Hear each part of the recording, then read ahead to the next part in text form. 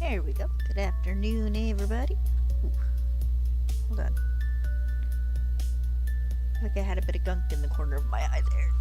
Let me rearrange my butt. I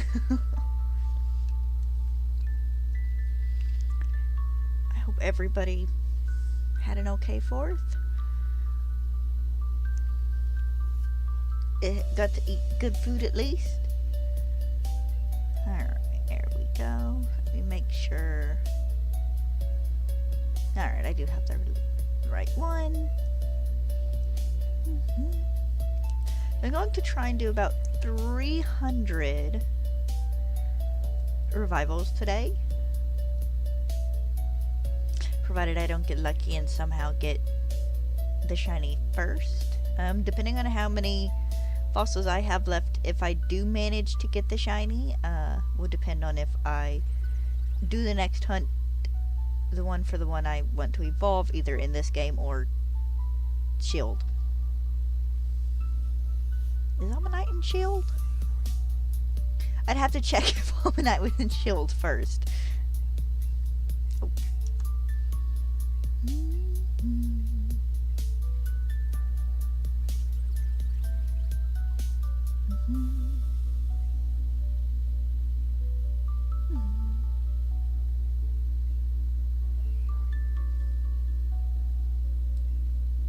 So a fun bit of news from John Stone's corner. He's almost finished with his hunting. Okay, I thought I was one behind. He's working on his second Kirim, I think. I don't know how many of them exactly he is hunting, because I think he wants to do the forms, if he can. So it might be 1 or it might be 2, I'm not certain. It might be 3.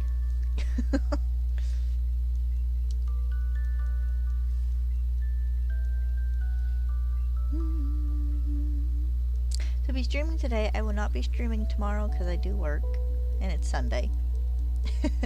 I was gonna stream yesterday, but I got run over by nap time, and I slept for like 2.5 hours in my Papa-san chair.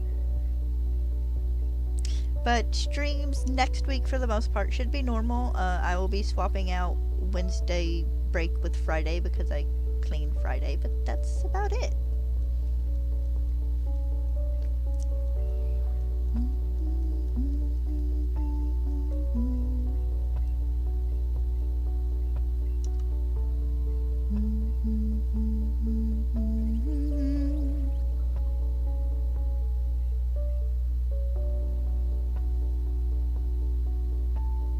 My dad got 3 things of ribs for us to eat.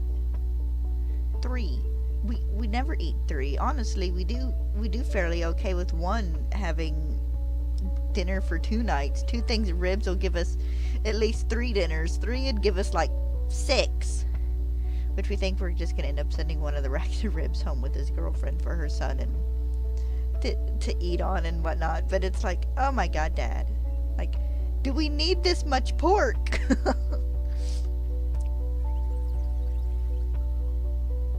They were good though. And people around here were nice enough to not shoot off too many fireworks, except for the jerks who decided they were going to do their grand finale between 11:30 and 12 when everybody had gone to sleep. Stella slept with Dad and his girlfriend last night because it's quieter in his room.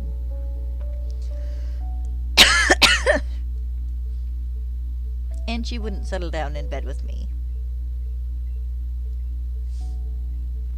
I was like, dang.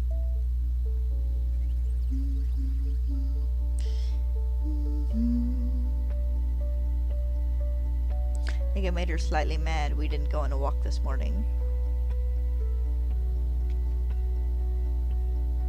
I would have, but I worked a little bit this morning, and I didn't want to go in with wet shoes. Like, soaked shoes. And then when I got back, it hit 80 degrees, and it felt like 80 billion.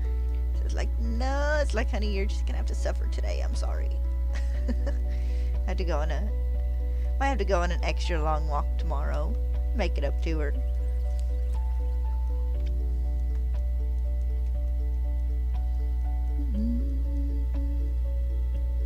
I would say, well, can we see the Omanyte?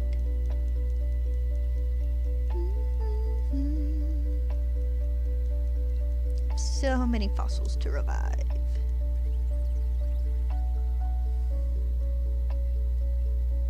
Hey, Moose. Hopefully, I'm gonna try and do about 3 sets of reviving, which will be about 300 Pokemon, so maybe I'll get lucky. It's always possible. Did you have an okay 4th? Did you get to eat good food? Which is honestly about my standards for holidays. If you ate, did you eat good food?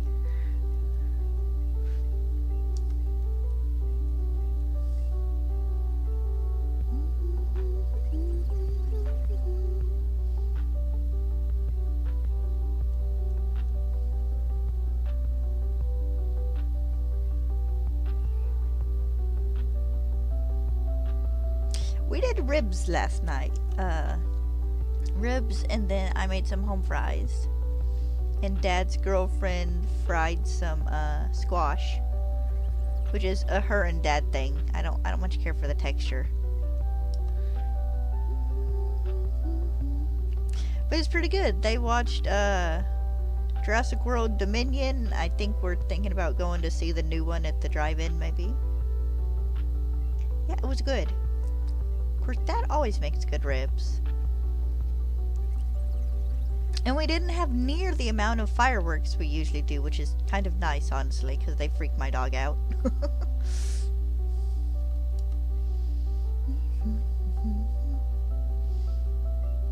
We did get people, though, shooting them off at, like, past 11:30, and it's like, guys, I'm trying to go to bed. And 1 or 2 people who shot a couple off past midnight, and it's like, dude, must you?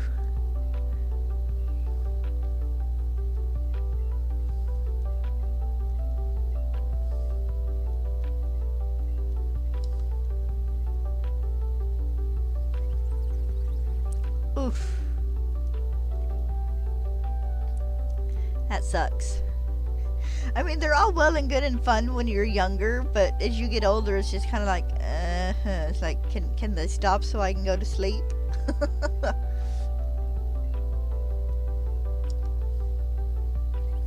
I'm hoping they're not too bad over the next couple of days as well, because we'll probably have a few shot off the next couple of evenings. The biggest majority was last night, but usually we end up with a few more shot off a day or two after.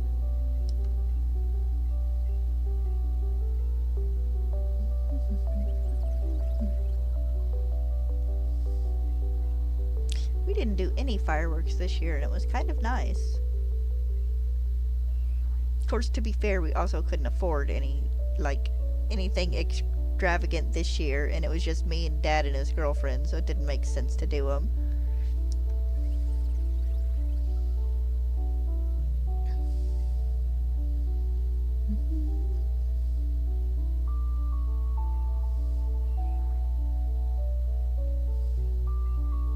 Little tentacly dude. But he looks like he has a little mustache or something.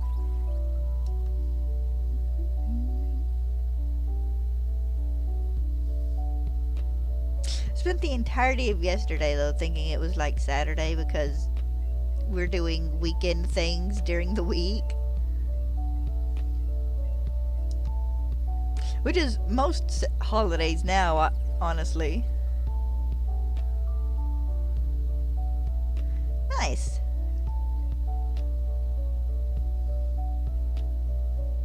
Say, the only sister I have within reasonable driving distance lives an hour or so away, and we don't often go over to hers. Of course, they don't often come visit us either. We see her a few times a year for the bigger holidays, but the ones like this, we just kind of usually hang around home.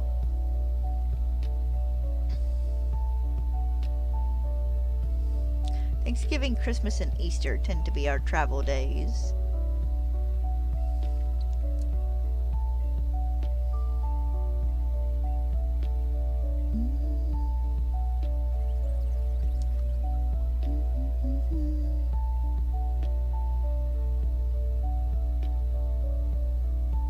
take so long for it to pull up after it says I got an Omanyte from the doctor? Are we filing paperwork after each one you give me or something, good sir? That'd be kind of funny. How was rate your experience? Nice. My sister lives not quite an hour, but a little, about an hour and 15 minutes or so. Just a little bit. It's very weird getting like that 10-15 second pause while you wait for it to pull up the Omanyte after just more or less being able to blaze through the text.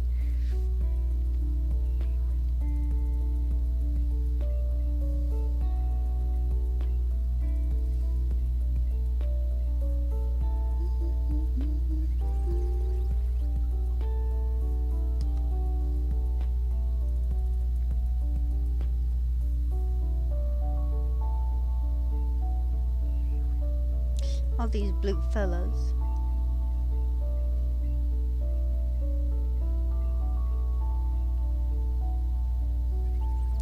Oh, I got the fossils to do, and then it's just legendaries. And then I'll be complete, other than Mew, which I can't get outside of Pokemon Go anyways. And, Kangaskhan and Pinsir, which I'll be hunting in ZA. Because why not? No, not yet. We're going in Pokedex order. It's Omanyte, Almastar, then Kabuto and Kabutops, then Aerodactyl.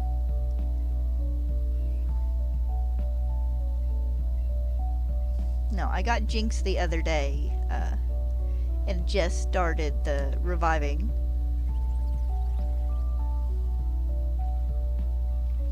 Depending on how many fossils I have left after I get, Shiny Omanyte and Kabuto, I will either continue hunting in Let's Go or I'll switch over to Sword or Shield. Just to change it up a little bit, seeing how they spawn there.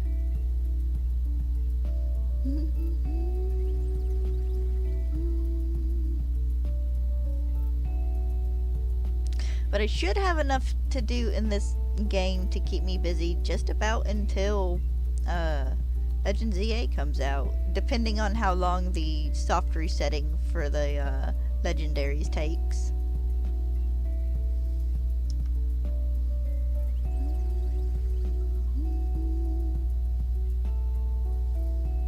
Because I figured doing the fossils should take me probably about a month, depending on just how lucky I get.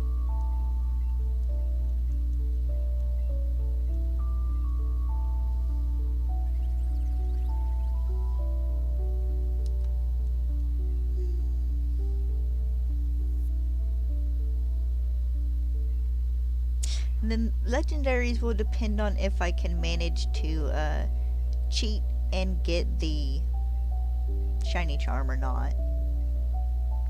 Because I actually might be able to. I should be able to stick at least Mewtwo, Articuno, and Moltres back in the game from Pokemon Home.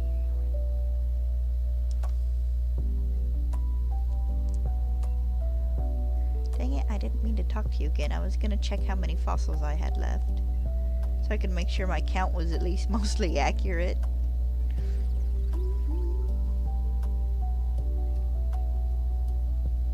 We are creeping ever closer to the Pokemon Presents in a couple of weeks.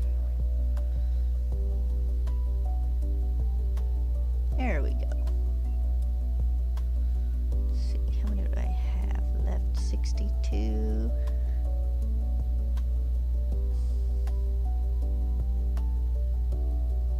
I should be at 30. I am a little ahead. There we go. Usually I'm a little behind. I think I've done a bit of double counting on these though.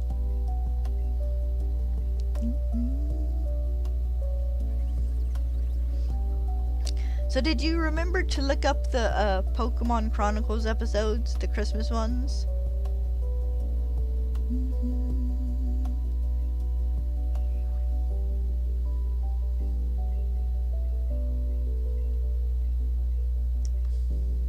Give me another snail, dude.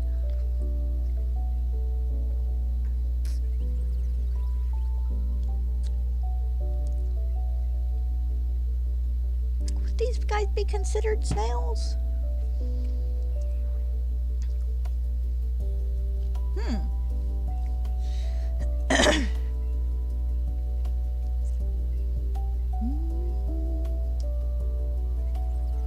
Okay, now I want a, like, giant roly-poly Pokemon.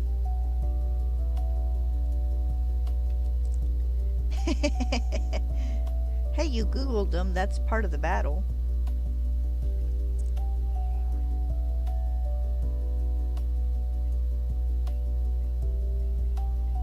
Yes, give us a fossil Pokemon that's just a giant roly-poly. A huge pillbug. I know, Wimpod and however you pronounce its evolution's name, and the, like, Whirlpeed kind of have the roly-poly feel to them, but I want an actual roly-poly. That'd be hilarious.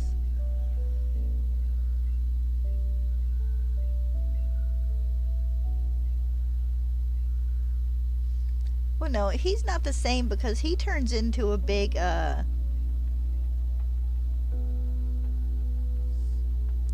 I don't know if he's technically a millipede or a centipede. But he doesn't stay a roly-poly.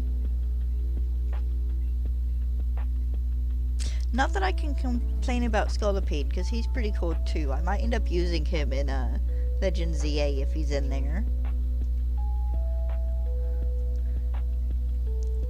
A little sad they gave us Livanian stuff in Scarlet and Violet and didn't give us Venipede in its evolutionary line.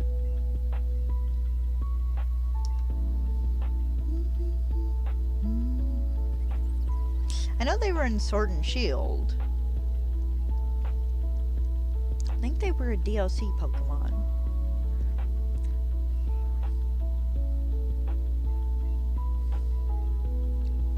There are still so many critters I would love to have a Pokemon based on.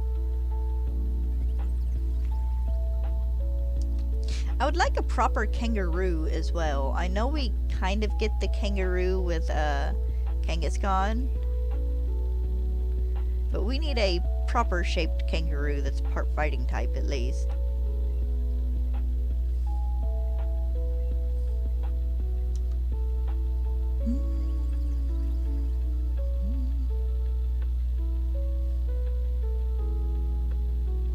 Actually, no. Give us a more proper kangaroo-shaped Pokemon, but make it a regional Kangaskhan form. It's part fighting type. That would be hilarious.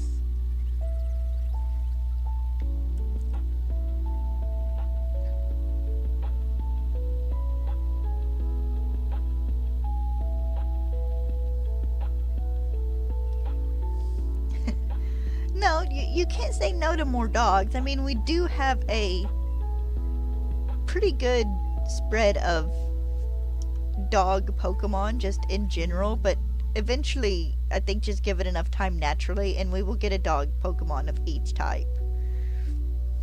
Okay, we've got normal, we have fire, we have dark, we have rock, we have electric, we have ghost, and fairy. So that's 7 kinds. And there's probably one I'm not thinking of. And this is going like general dogs, not like legendary beasts.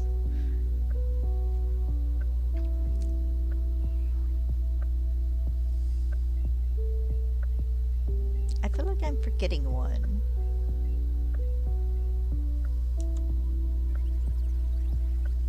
Oh, no wait, Snubbull and Gramble are fairy types as well.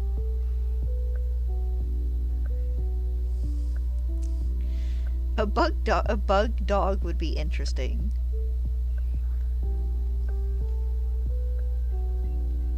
Yeah, we don't have a psychic or a still canine. We don't have a water one either. Or an ice one. We get kind of close with Hisuian Vulpix, but that's not a dog, that's a fox.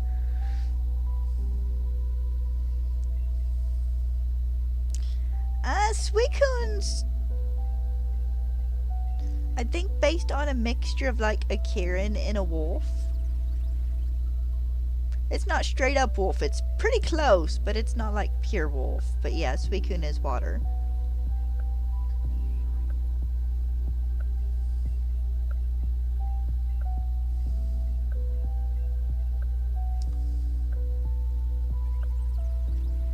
We don't have a fighting type. No, wait, that's Lucario. No, we have a steel one. Lucario.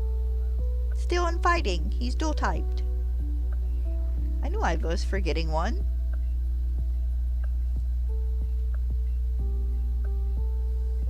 I don't think we have a ground dog either. Ground, bug, psychic, ice, water. So there's at least 5.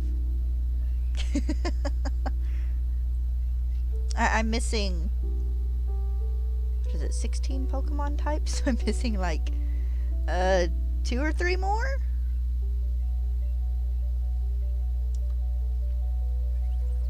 Oh, dragon. I wouldn't count it though, because that's a form. A temporary form, not an all-the-time form.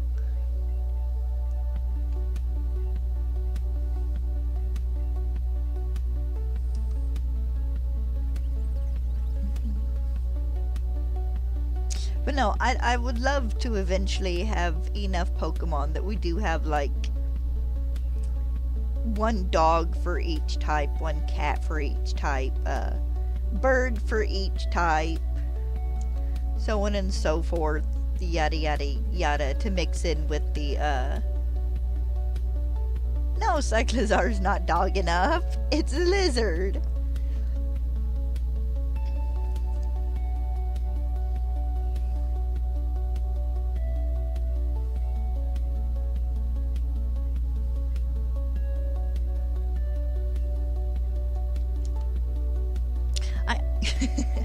I honestly wish we would get a few more, kind of humanoid Pokemon that aren't like fighting psychic or like, or both just fighting and psychic, really.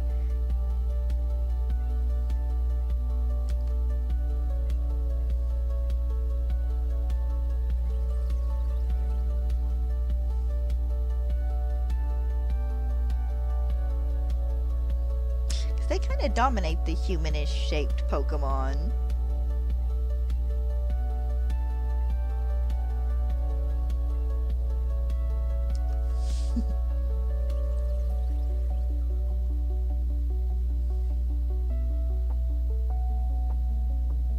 Yeah, that's true. Because people are weird. To be fair, though, I've seen the stranger corners of the Pokemon fandom. It doesn't matter the shape.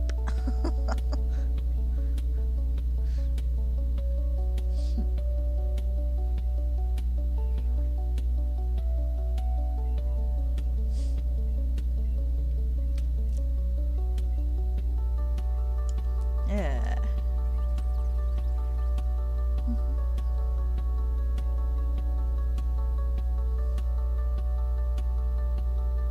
You know, just more Pokemon in general, though. Like, we don't get new Pokemon every 3-ish years.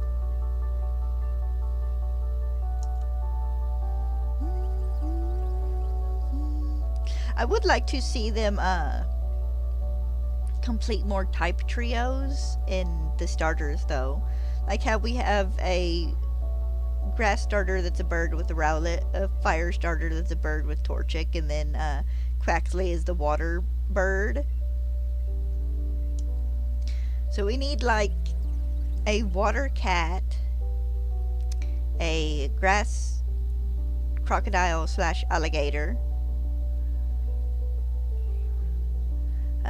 Do we have dinosaurs covered in types? We might. Need another pig. Need grass and water pigs.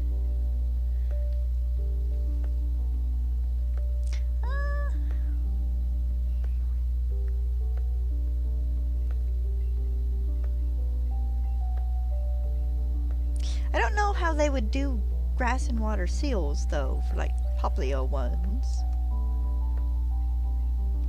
Yeah, we do need a water monkey. One that's not pen poor and semi poor.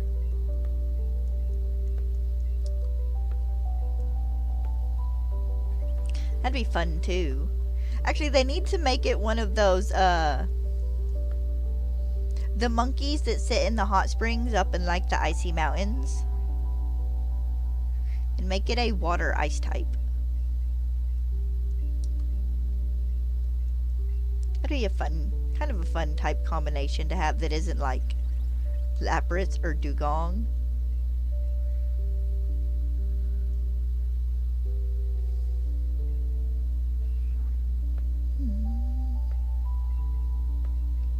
That'd be fun. Because doing a grass alligator / crocodile wouldn't be hard, because swamps are grassy, are plant-filled places.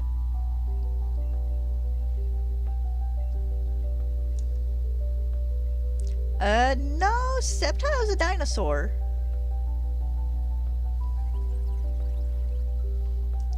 I can't remember quite which one he is based on, but he is a dinosaur.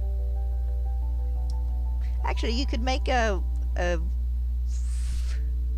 grass starter gator a grass ground type with its final evolution.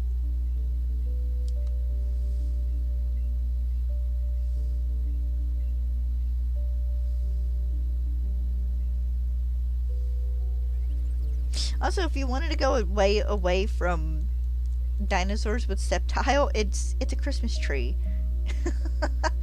Its tail makes me think of pine trees.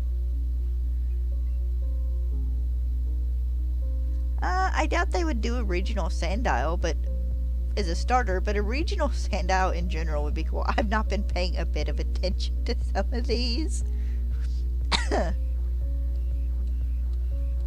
I like to tell me if I missed the shiny and just was not paying attention, you know, you would tell me, but it doesn't hurt to double check a little bit on occasion.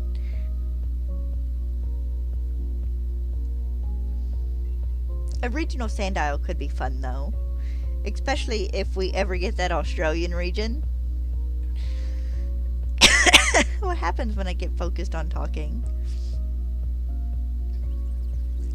Of course, I get the feeling that if we ever get an Australian region, that would be the one we would get a crocodile starter, grass starter with, probably.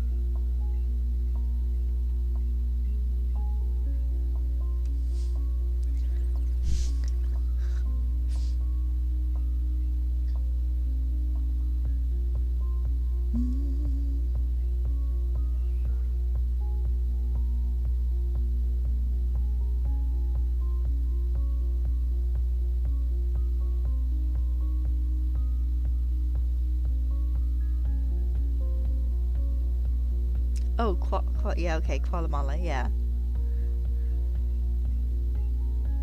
It took me a moment to go, what?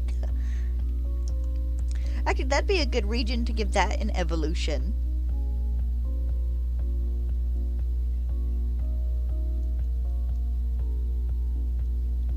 Though, to be fair, I could get why they wouldn't be doing it right away, because that would be giving us more or less 2 landlocked Pokemon regions in a row. Because we don't have any islands in Paldea to swim to.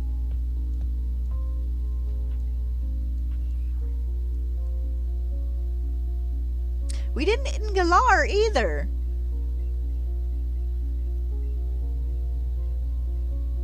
Well, I mean, we got the Isle of Armor, which was its own little set of islands, but we didn't have one off the shore we could ride our bicycle to in reach from mainland Galar.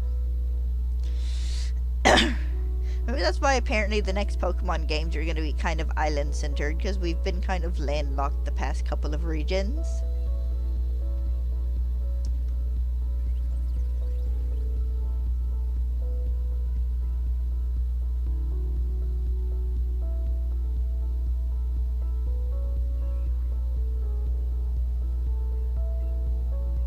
I do kind of miss surfing for something other than hunting Pokemon, honestly.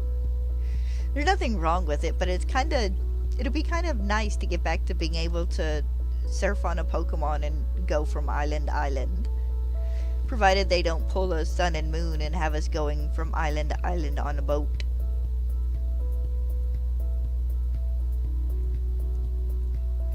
Yeah. The good thing about having it be an archipelago, though, or even just a general smaller land area with a bunch of islands off of it, is that they could, excuse me, do their handful of water types in the water, and then have plenty of space on the islands for, the non-water type Pokemon. But yes, please don't give us 7 new fish Pokemon unless it's a fish Pokemon that can take 7 different forms. In that case, that's fine.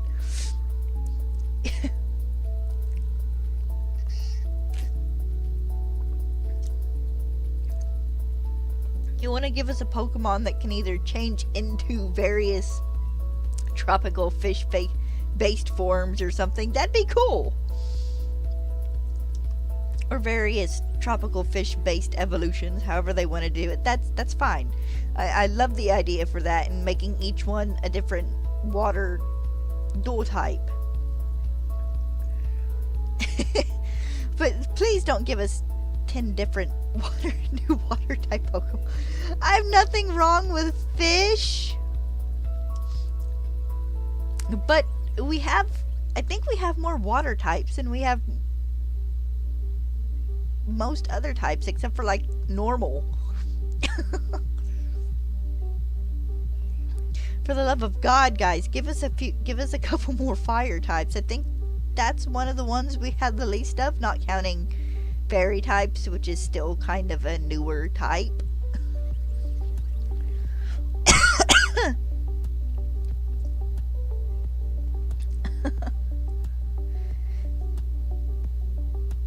Now, if they wanted to give us Love Disc and give it 7 different patterns,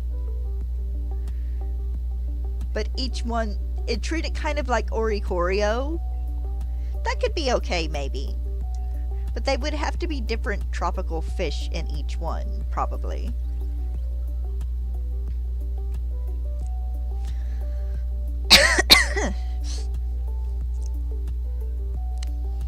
Or even taking Love Disc and giving it forms on different kinds of love, like friendship, true love, familial love. Give one that's based on heartbreak. That could be fun.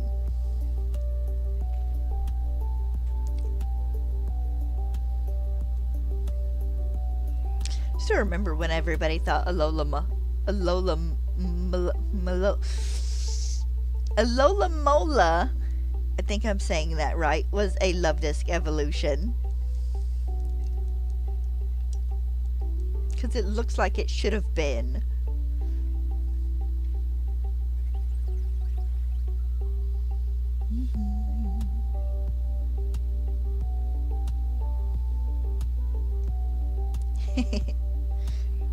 I don't know if it would be possible to do 0% friendship.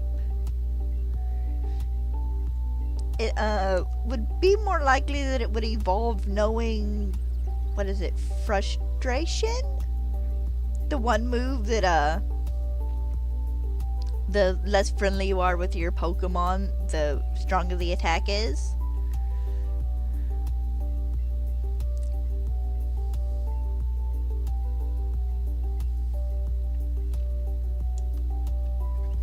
course, they could also just make it to where it would be extremely difficult to get the friendship up or something, maybe. Or it could possibly be in a specific ability as well. Because otherwise you'd have to keep using berries or something to knock its friendship with you back down.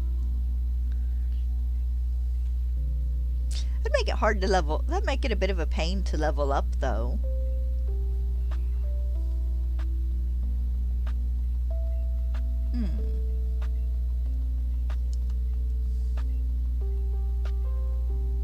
No, that would have to be a level up, I think. Would be get it to this certain level, and if its friendship is at this point, it evolves into the friendship version, and if it's not at this point, it evolves into the heartbreak version or something. It's probably possible. I'm sure they could figure it out. I'm just... I don't work for Game Freak, so, you know, sadly. Hey, let's face it, if I ever managed to work for Game Freak, I'd probably be a janitor.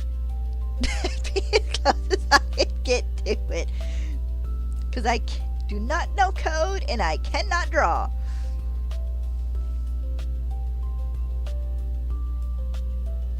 And I am not learning accounting.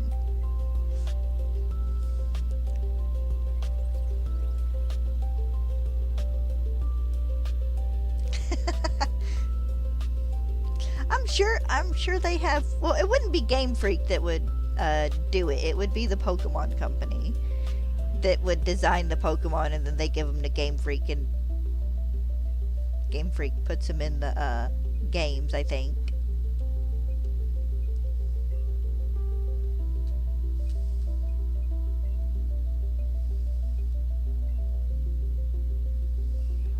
Okay, for half a second I thought that one had been purple. I was about to say, ah! How many more of these do I have? 7. I am 2 ahead. And almost done with the first batch. But there are so many people out there who have so many good ideas for Pokemon. I love, on occasion, just kind of binge watching Fakemon videos.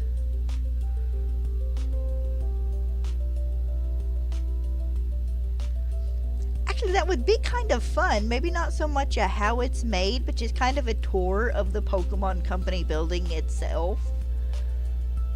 Kind of like how they used to do those shows that would give you an inside look at, like, Google and stuff.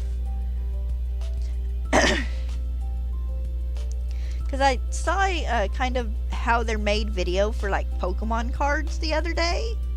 I didn't watch it because I do know how Pokemon cards are made, but it would be very neat. Which, for all I know, there is a tour of the Pokemon Center, the Pokemon Company building or something out there, and I just don't know about it.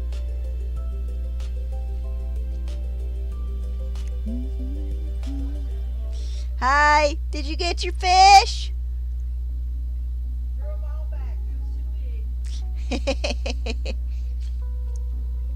Would they not fit in the cooler? No. Aw.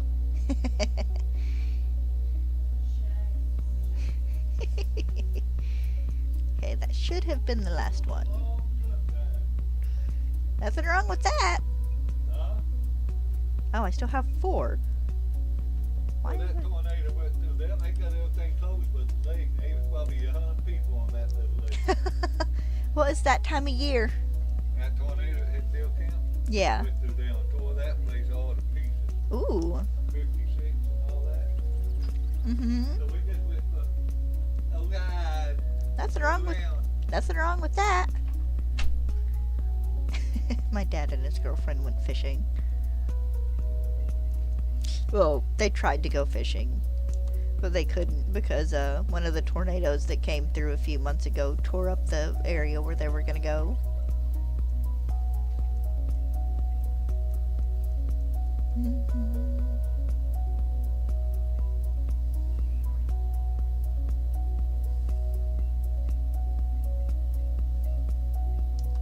Okay, I think this should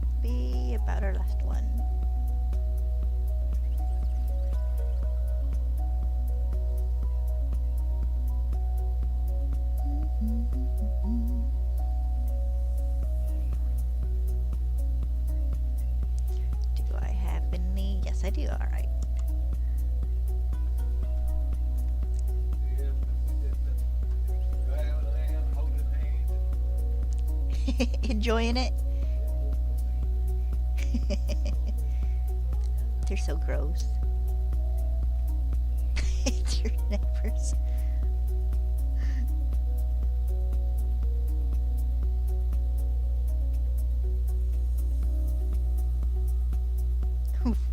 Yeah. We get, not usually don't get like a ton of tornadoes, but we get a couple. We get fairly lucky where we are, and they generally miss us. Oh, hold on. Let me go let him know that his buddy bought his pay earlier. Be back in just a moment. Hi, Bin Bin. Hi, Bubba.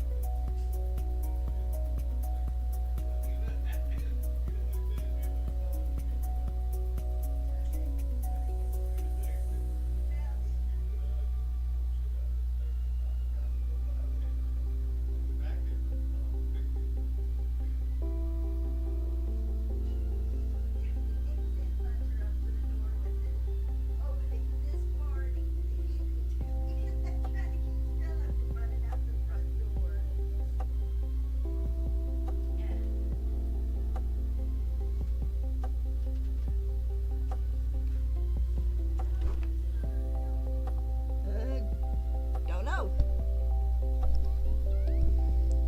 Alright, I'm back. He found it.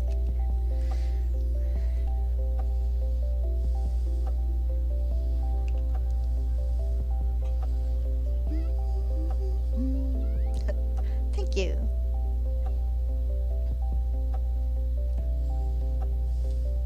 But no, it'll be interesting to see what they do with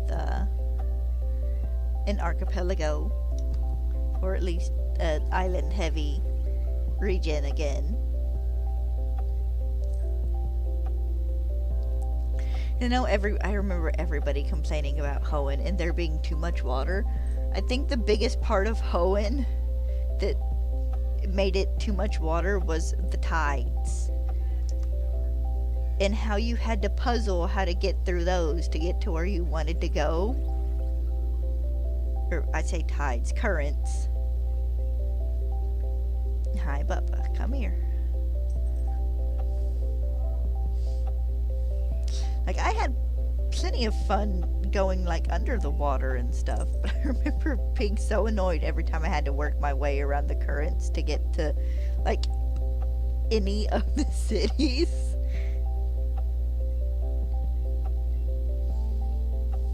You gonna lay down? Hmm? Yeah? No.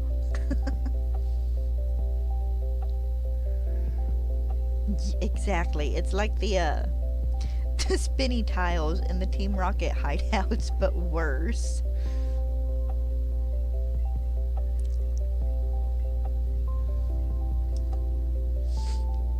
But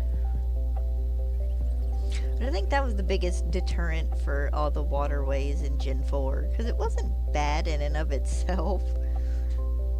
But they made that part of the challenge of like finding the Reggie areas and stuff, I think.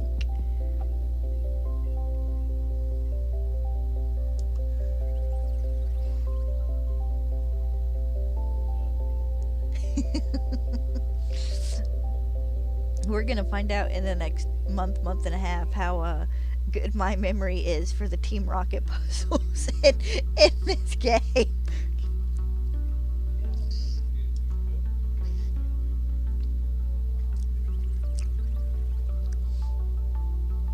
Because at one point in time with I'd played Pokemon Blue enough, I more or less had it all memorized and knew exactly where to go.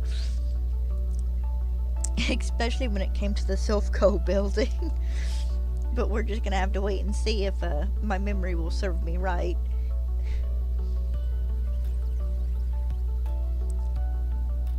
I did like the little thing they added where you get to play as Pikachu or Eevee for a couple of minutes. That was cute.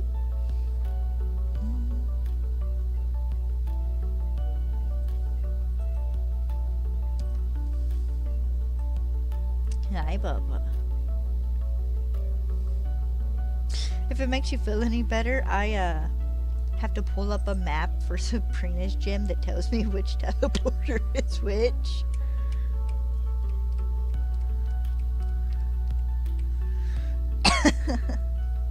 And they really could have.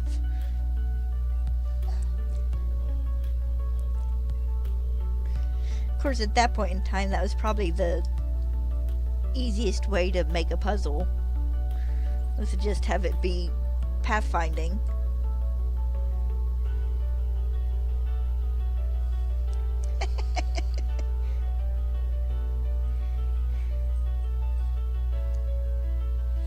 Yes, Bubba, hi.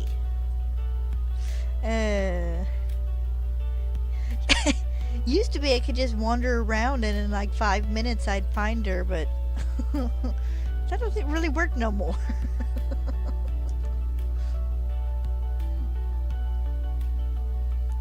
Yeah.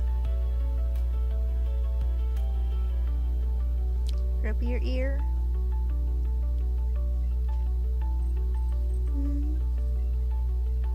Surprised you ain't trying to bury your head under my arm yet. Ooh, scratch your chin.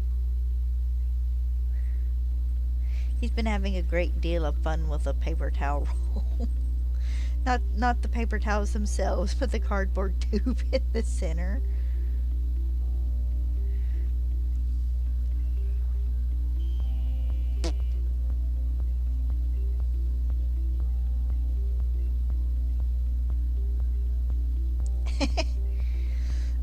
Well, Flannery was kind of, it was more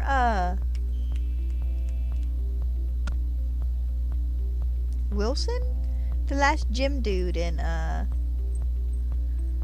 Ruby and Sapphire, and then what's his name in Emerald, because they changed the last gym leader. The ice floor puzzles.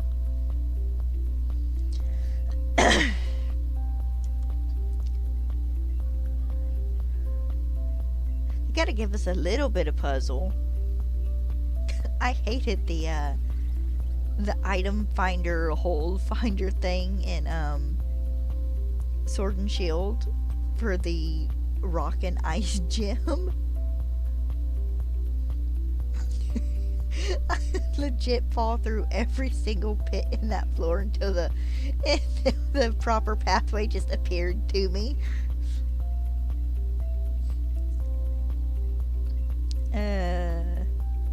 I did a little bit better when I played through Sword, but not much.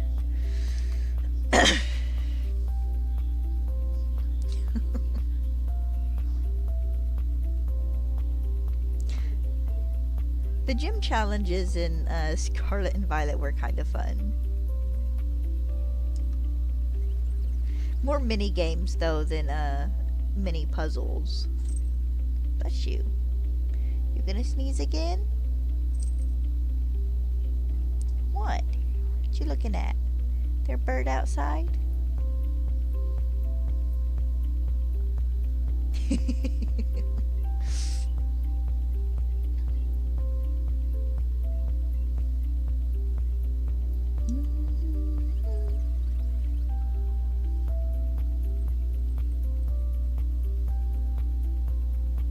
Gen 9 does have some good mini games. Me and my friends have fun playing over Austin every once in a while.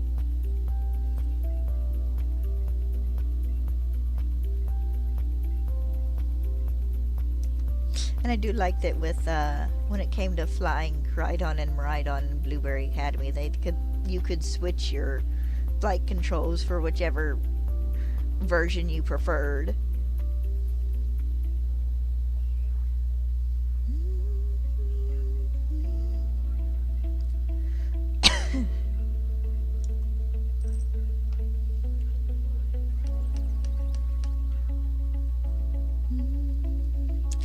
I do think it's funny though that when it comes to Raihan's challenge, he's like, "We're gonna do this challenge, but we're not gonna do it in the gym. We're gonna do it in front of these delicate historical artifacts."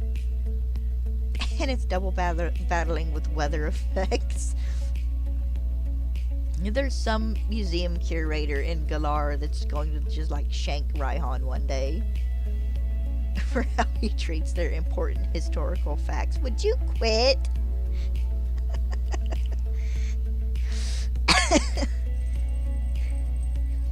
They don't want to watch you clean your belly.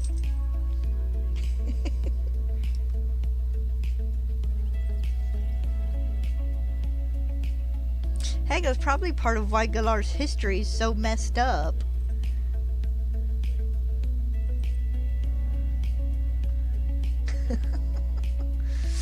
I mean, I've been to Biltmore in Tennessee as part of a field trip once, and they won't let you take pictures in there because the light damages like the tapestries and the blankets and all that stuff.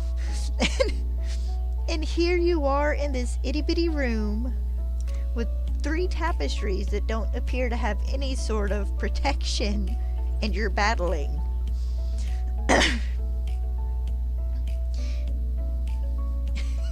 Exactly. I mean,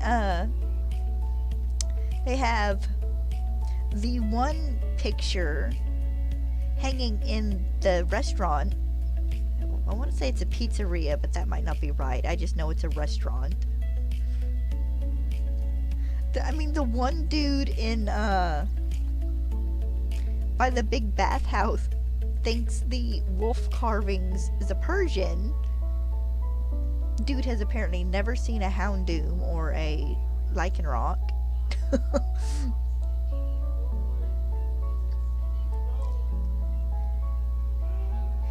And the stone slab, however they covered the statues in, what is it, stone side?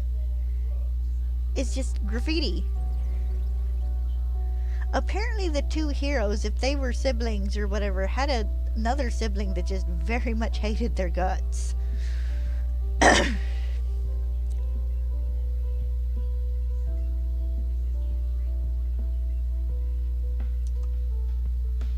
I'm only a little bit bitter that they did not make the forgotten history of Galar a bigger thing in the storyline.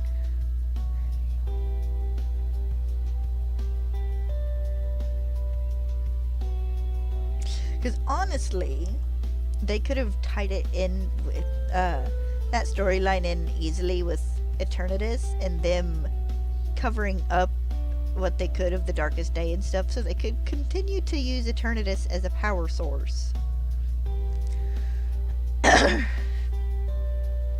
They could have kept Swordward and Shieldbert in there as antagonists and just brought them in sooner, trying to stop Sonia. I wanted to call her Sophia. They could have had it's not a bad storyline, it's just an underwhelming storyline.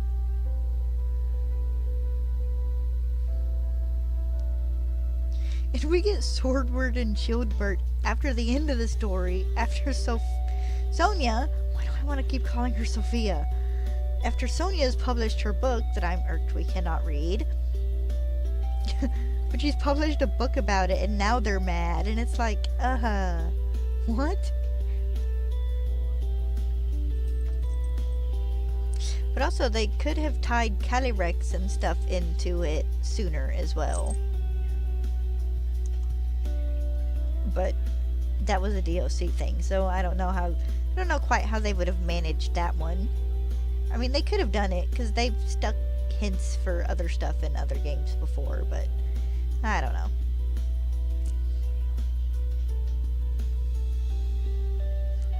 Because if you go through and read all the Calyrex lore, he seems to have had a hand in the Darkest Day as well, in protecting Galar, I think. I'd have to go reread it.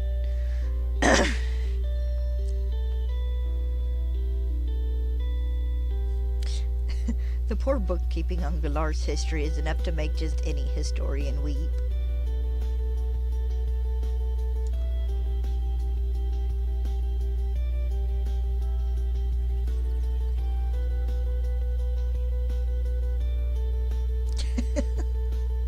These are the only responsible adults.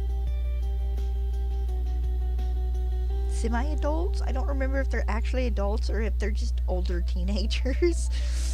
But they're the first ones in games that aren't like, oh, you're a small child and you have Pokemon, go take care of this evil team.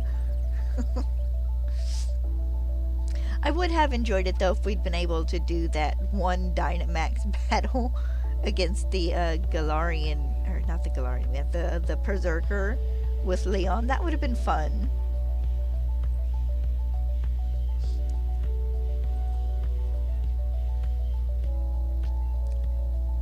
Because they could have tied you and Hop into that battle too, and actually Sonya. And they didn't.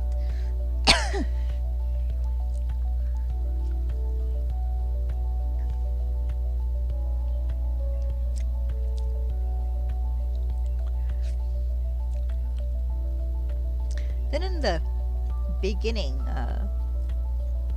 you go through that one route that takes you to Milo's gym. And they point out the power factory that you can't go to, which is weird, but like, you guys are giving us an area we can't go to, but Pokemon does that on occasion. Like the power plant in X and Y that we could never go to. You know, those are close enough to Lumio City. I wonder if we won't get a thing where we can, like, go through an underground tunnel and do a mission or something in those. That'd be kind of neat.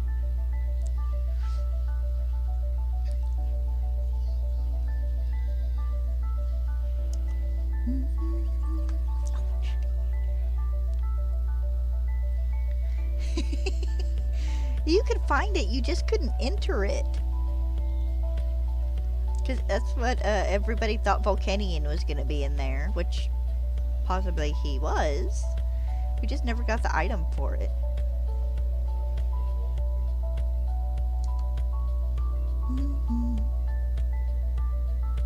Of course, they like leaving lots of little Easter eggs and never doing anything with them. It's like the strange hand thing in X and Y as well, where the ghost chick talks to you and she's like, oh, you're not the one, and it's like, okay, well, who is?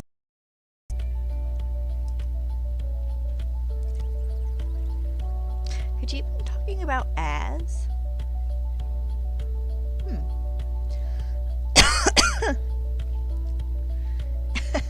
I managed to get him through an event.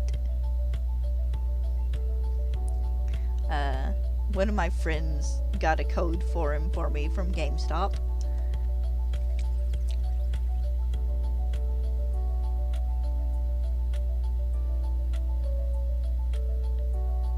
Now Hoopa I had to trade for. But also I have a Hoopa stuck in Pokemon Home. I don't think I can stick him in, or Pokemon Home. In Pokemon Go, I don't know if they ever made it to where I could put him in Home.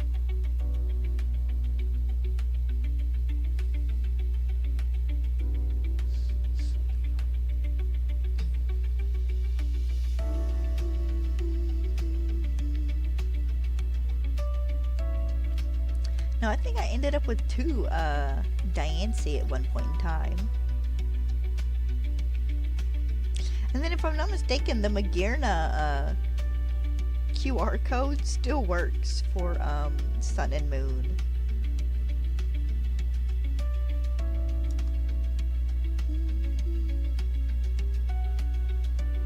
Yeah, it should be about time for them to start releasing some of the mythicals and stuff again.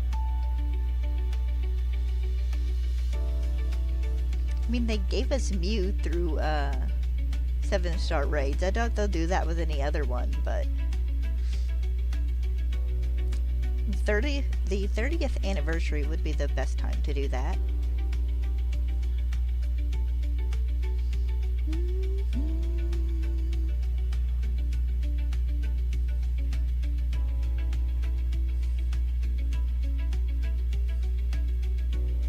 You know, it's funny. I got a handful of Pokemon through Game Sharks with with Diamond and Pearl. But one of the Pokemon we actually like got legit. If I'm not mistaken, it wouldn't let us transfer. And that was a Jirachi. I could put it in Pokemon Bank, I think, but it would not transfer to home.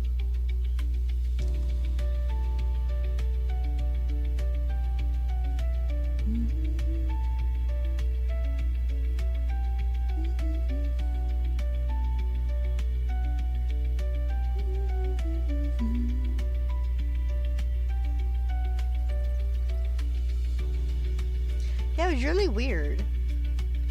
Because me and my friend like went and got the code for Jirachi from GameStop, or connected to their Wi-Fi, or whichever it was at that point in time. I don't remember. To get it, and it wouldn't transfer. Of course, that's not to say we didn't mess it up sticking it in a Game Shark copy of of Diamond.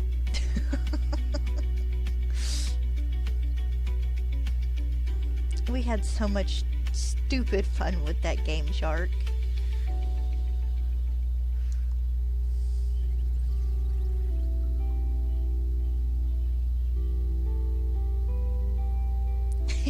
No Game Sharks. Of course, well then we did that was before like the Heart Gold and Soul Silver and stuff came out, so there was a bunch of Pokemon that you kind of couldn't get without jumping through a ton of hoops.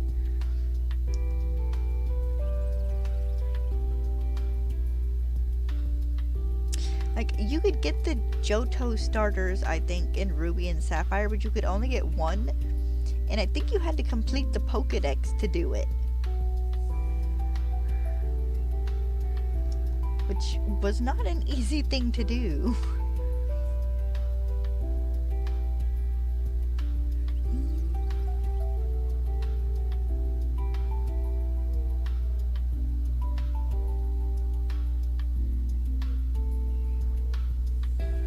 I got really close at one point in time, though. I had like 4 or 5 Pokemon I just could not seem to get. I don't remember what they were. One of them was definitely Milotic, though.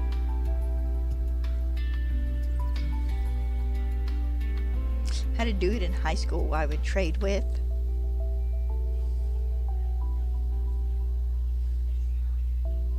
We'd sit up in the sound room for drama and trade Pokemon while doing lights and stuff.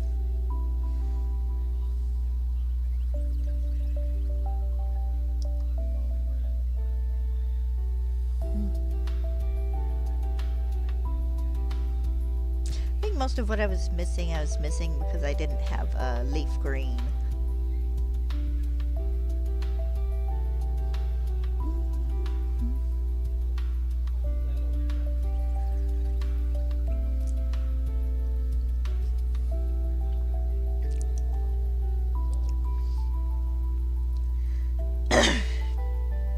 Saw a video a couple of days ago, and this person that's like, can I get every Pokemon from the Nintendo Switch games? They're like, no you cannot, yet.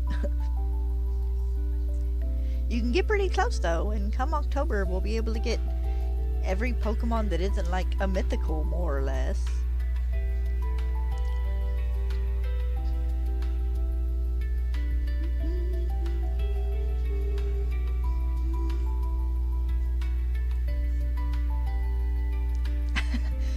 This was just drama class in my last year of high school. It was my desperate attempt to get a class with one of my friends, and it didn't work. We had this teacher taught drama class for 2 periods, and we got put in separate periods, so it was fun though. I mean, we only did 2 plays. Each class did it their own play, so there was 4 plays, but 1 play not a semester, each half of the year. I did costumes and stuff and was a stagehand in the first one, and then I did sound and lights for the second one, which wasn't anything huge. Yeah, that was our plan beginning of the school year. Okay, drama. There's only like 2 classes, so surely we'll get a class together, and it didn't work. We tried, but it didn't work. Mm.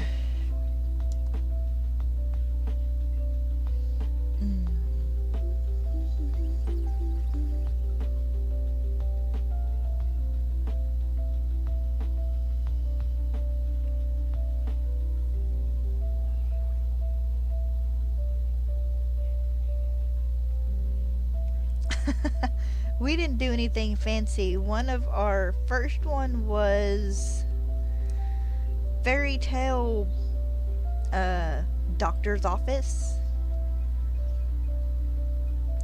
Let's see, 43.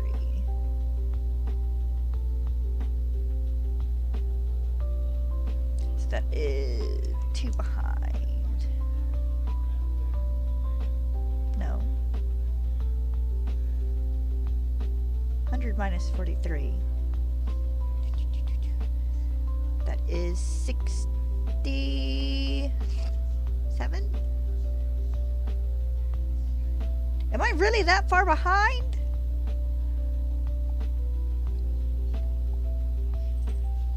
Yes, I'm double checking my math, hush.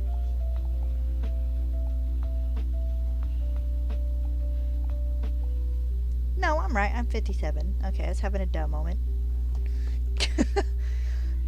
Me and my math skills do not always cooperate.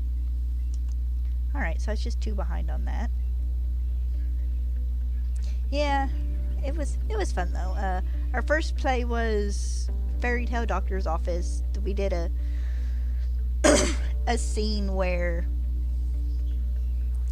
the a bunch of people did some exercises. The chick who was with the T, and then Peter Pumpkin Eater and his wife, and 1 or 2 more, I don't quite remember who, and then a handful of other little silly things. Then our second one was was basically kind of fairy tale Jerry Springer. Okay, maybe not Jerry Springer, but it was fairy tale talk show. And we had a dude who played a frog prince who was like kissed by a chick who wasn't actually a princess, so he only like turned like halfway back to human. And the dude who played him could do the kind of wild laughter from the beginning of the Wipeout song. So that was funny.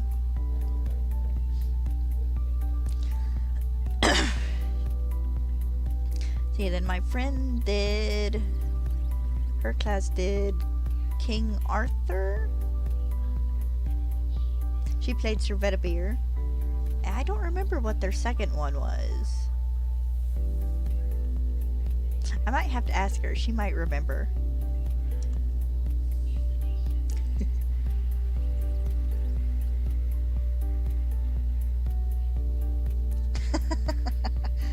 That had to have been fun.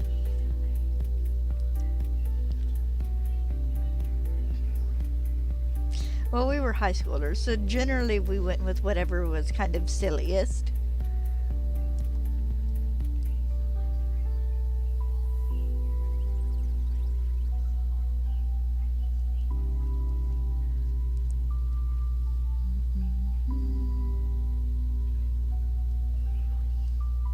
And we did like monologues and stuff too, but that was just for in class. Had to make a fake product and do a commercial for it. Had to get up there and do like a little video for a song or something.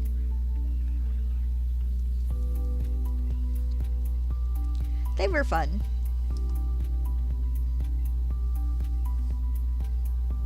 Honestly, putting any form of fairy tale people into therapy or just doctor's offices or talk shows is gonna be wild.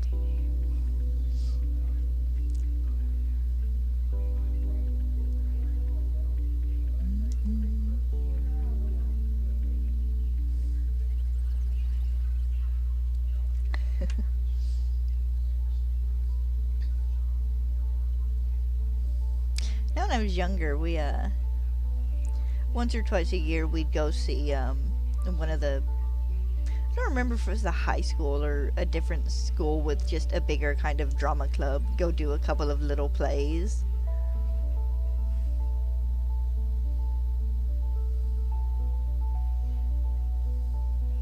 The only one I can remember off the top of my head was like a Winnie the Pooh one.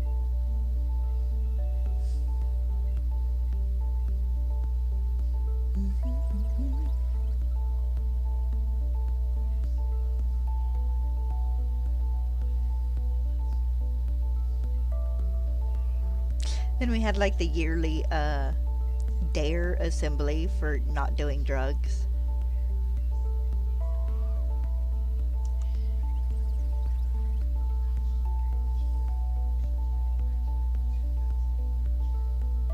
Don't even know if that's still a thing.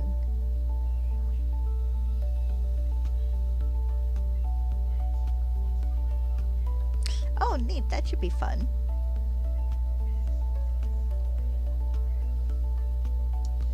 So, I watched a video yesterday of this chick rebinding a copy of The Hobbit. And she got invited to a thing in Kentucky where it is like a big LARP for 4 or 5 days, and they're doing hobbits. I think everybody fails dare at least a little bit.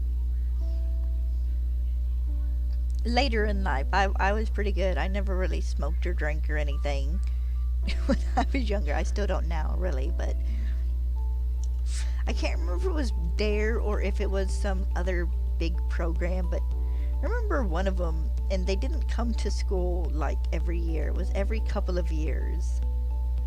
They would set up at the high school, and we'd get on the buses, and they would do their program there because they had a bigger gymnasium.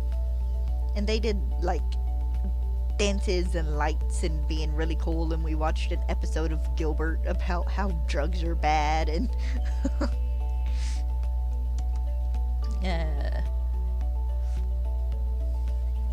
of course anything that got you out of classes in school was great.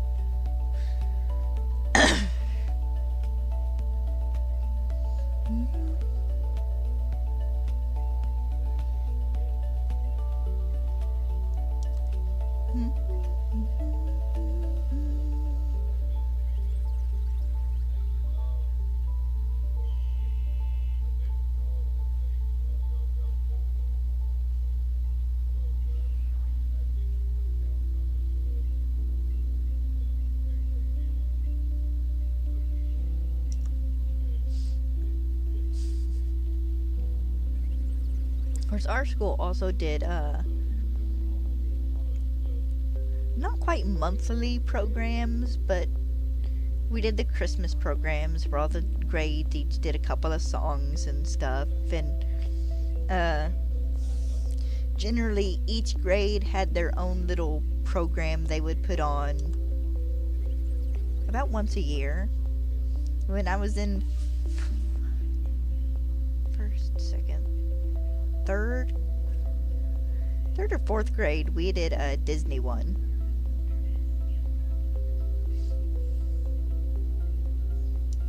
And we did a bunch of different Disney songs and stuff. And then each class generally had about 2 songs they were in charge of doing like a little dance and stuff for. Our class did Lady and the Tramp, the We Are Siamese, and then they did Everybody Wants to Be a Cat from Aristocats.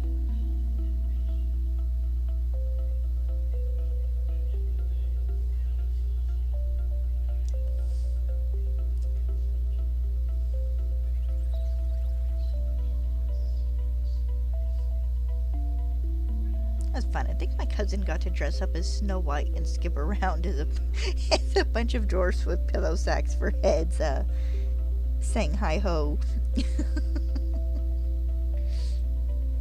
Not much to that song.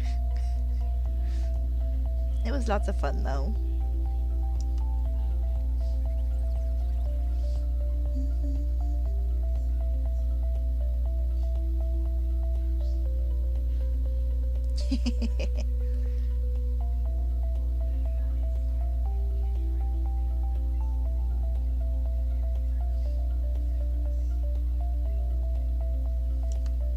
I thought it was funny though, because I remember in a kindergarten starting out for the Christmas programs, they were short enough we could do them during the day, but then by the time I hit like sixth grade, they got in long enough that we were doing them in the evenings.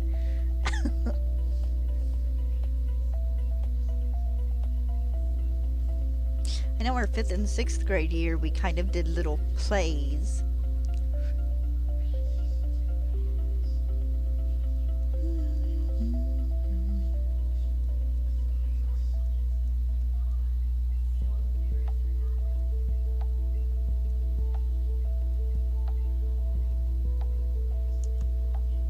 They were all fun though. I think everybody enjoyed them for the most part.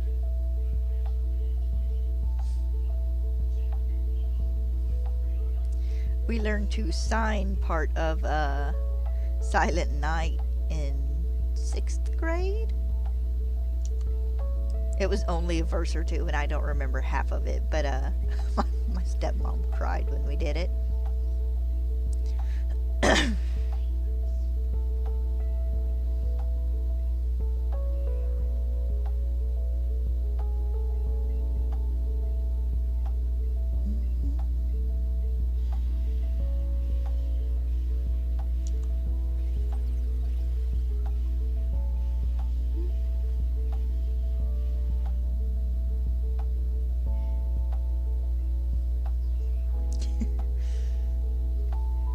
I remember hitting sixth grade and being overjoyed because we got to sit at the top of the bleachers.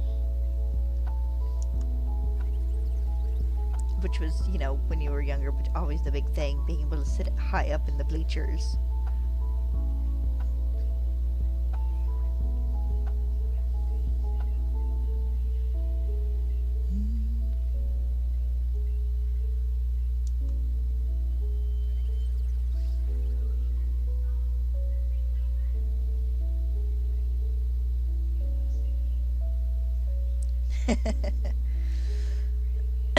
I don't think we ever really did any, like, last day assemblies or anything.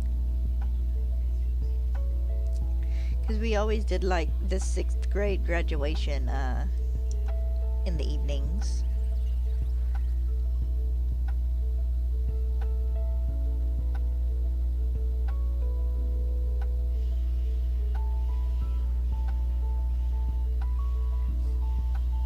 My last day of sixth grade, we did a barbecue because we, at that point in time, we did not have a middle school. We do now, but we went straight from elementary school into high school. Small town. um, but the last day of school, they were doing a barbecue, which I didn't get to go to because I had to leave. I was going to spend the summer with my mom. So I got to go that morning. And it's like, oh, well, we'll give you her stuff. And, you know, you guys can pick her up and then stop by the house and whatnot. So I could go at least a few hours and get my stuff out of my desk and whatnot. Say goodbye to my friends. So I drug Mom around and introduced her to all my teachers.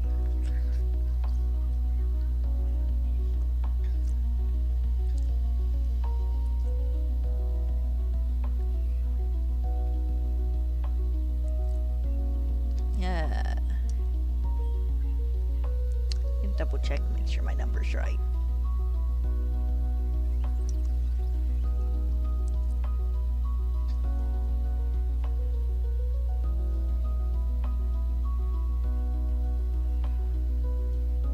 Yeah, it didn't take about 5 minutes, I think. There was only 4 teachers.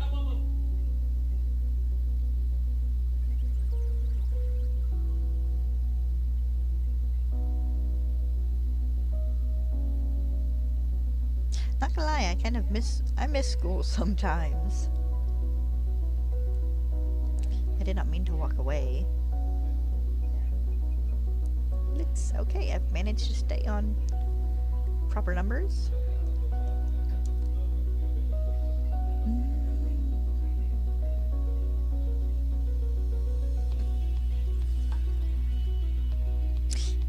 School wasn't too bad. Down here at least. It wasn't too bad when I moved either, but I enjoyed it for the most part.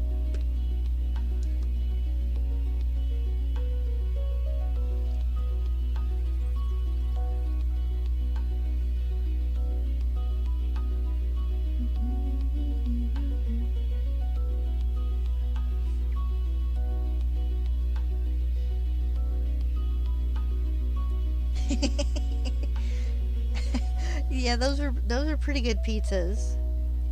The school cinnamon rolls were usually pretty good too.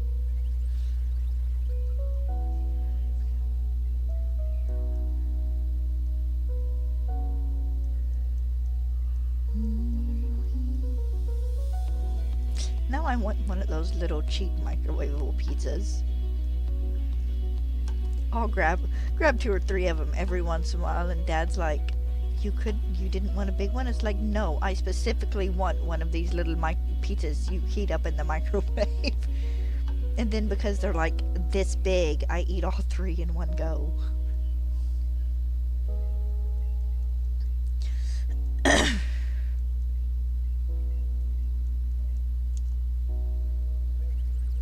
Yeah, there's some very specific cool brands of food that just slapped.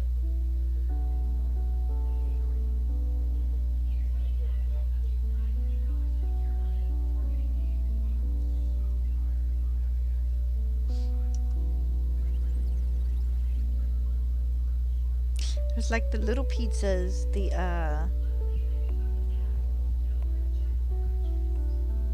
cinnamon rolls. The fries were usually pretty good. You know, corn dogs, hot dogs. My cousin used to like to she'd come over and sit next to me at lunch and be like, hi, and grab two or three like fries or something off my tray and leave. And it's like, quit taking my food.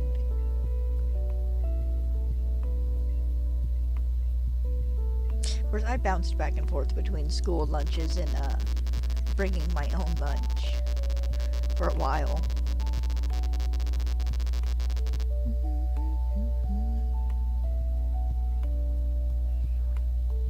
Okay, that should be the last one, but I'm going to double check here. That was.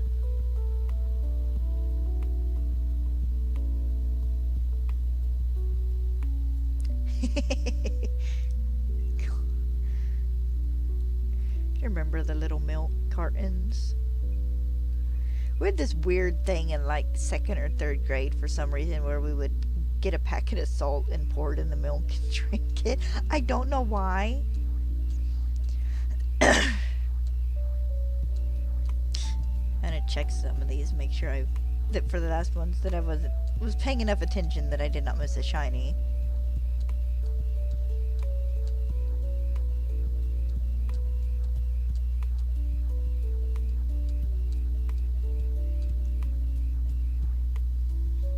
Get into some weird stuff when you're little.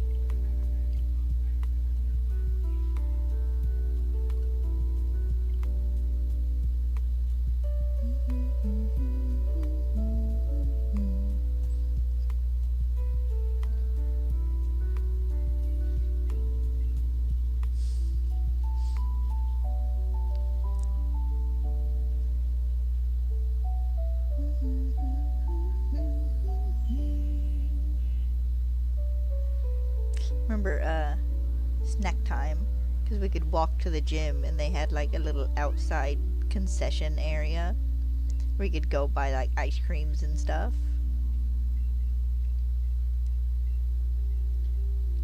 And there was never a bigger privilege than when you hit 4th or 5th grade and could walk to it by yourself during recess and get your own snack instead of having to line up and do it.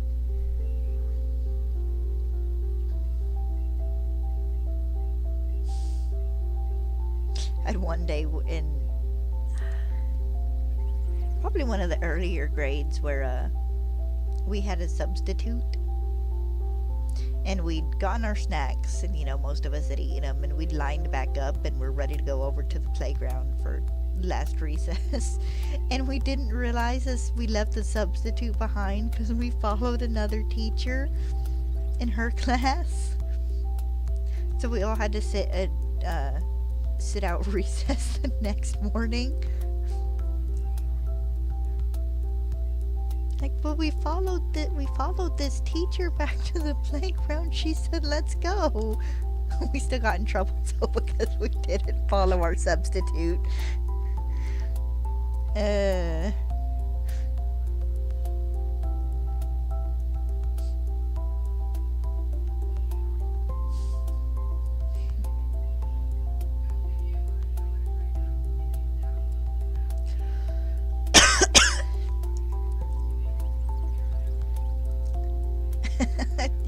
It sounds like. Well, you gotta understand. You get like probably 2 or 3 grades there at a time. So it was like kindergarten and 1st grade, and then like part of 1st grade and 2nd grade. So they all kind of mixed up.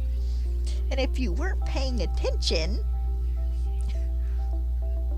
you'd get back in line, and one of the teachers would say, "All right, everybody, let's go back to the playground," and you'd follow along the sidewalk and go back to the playground. And if you weren't paying enough attention, you just didn't notice that your teacher wasn't with you.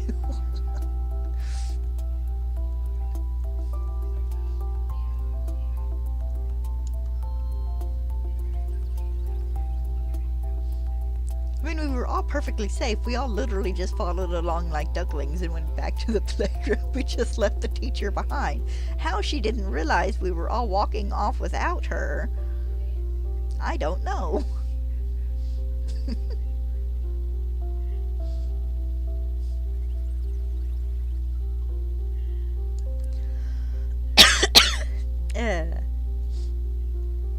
I gotta drink some water after I finish this cup of lemonade.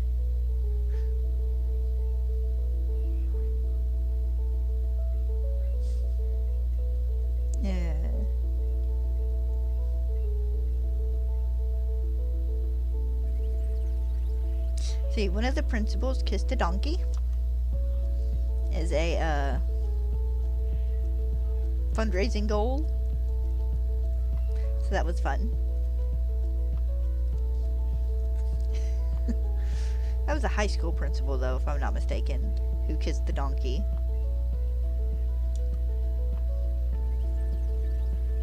I think that was during homecoming week. Do some weird stuff for homecoming week. Of course, our homecoming week usually, if I'm not mistaken, rolled around Halloween. So we'd all get to wear costumes like that last day.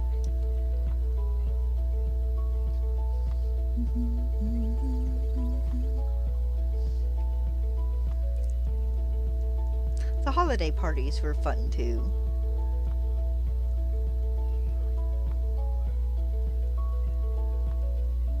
Bringing candy in, or cookies, or the little $10 item gift exchange for Christmas.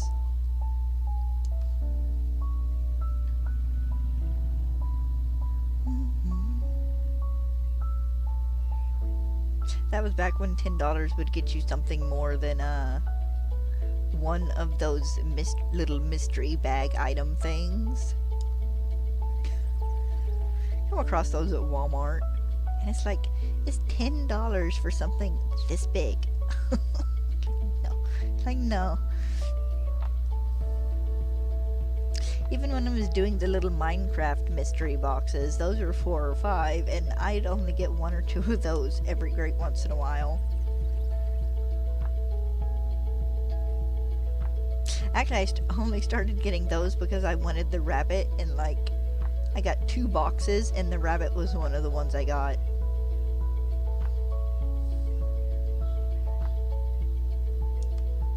And I've got a little, well, I say a little, I've got a cup with them, with all my little Minecraft figures and stuff in it, and all the little toys I get when I get a Kinder Egg every once in a while.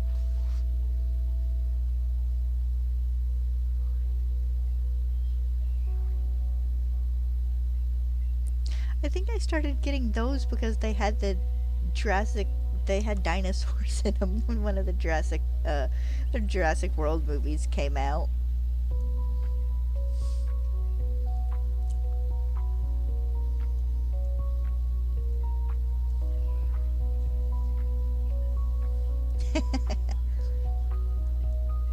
I started messing around in a new world on Cobblemon the other day and found me a place to build and had so much terraforming I'd have had to do. I just popped over into creative to do it. And then I got to exploring what was around me and lost spawn. So I was like, well, I guess I'm out of luck unless I die.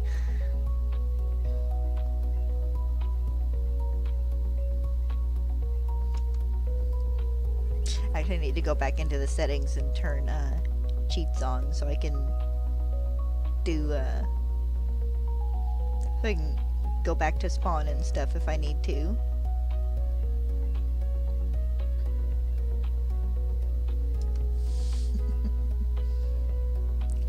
Yeah, I need to play Minecraft. It's been a bit since I played the recent updates. Apparently we have copper golems and stuff now. Copper tools and copper chests, and I don't think the happy ghasts are out of beta yet though. I might wait till that happens and then see if I can't poke some friends and get them to play with me.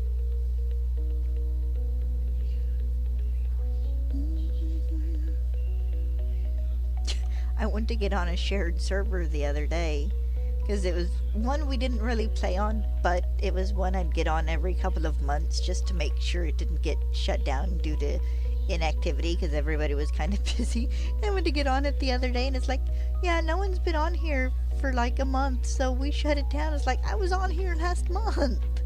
It's been maybe a month and a half. It's like, come on. It's like I do pop in every once in a while to do a little bit of work on our spawn area and then make sure it doesn't get it got deleted. We have a save.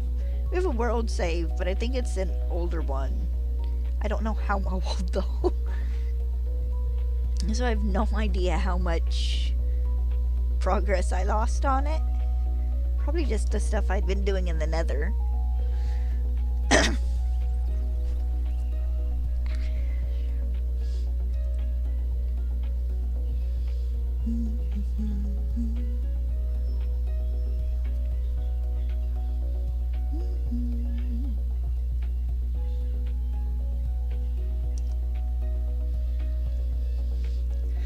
There's still a part of me that wants to do a spawn area and stuff for people to download. I'd have to find the right place to build though.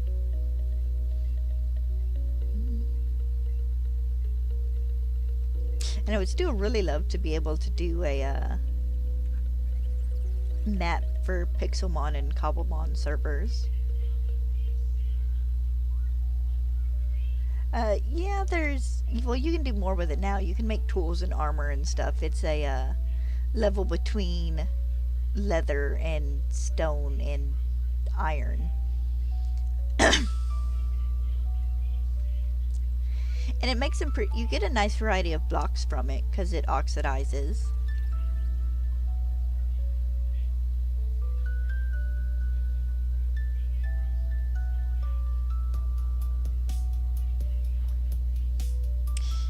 I went underground yesterday and found a trial chamber.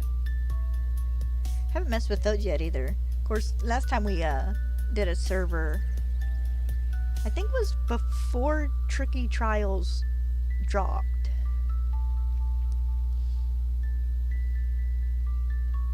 Of course, it's also hard to get my friends to play anything other than like extremely modded Minecraft.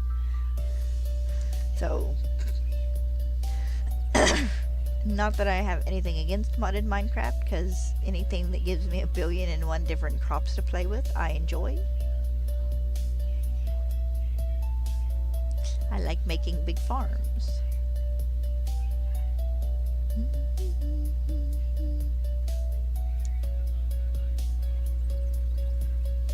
I do wish we would get more naturally occurring crops in just vanilla Minecraft, though.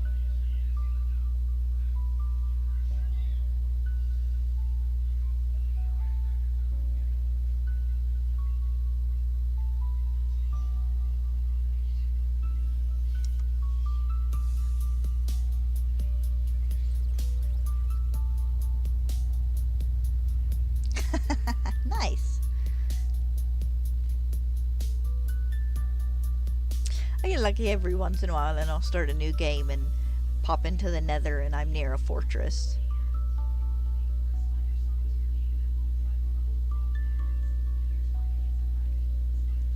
But I would like it if they would add like a small farm update. I'm not saying they need to add like 50 crops to vanilla Minecraft, but adding,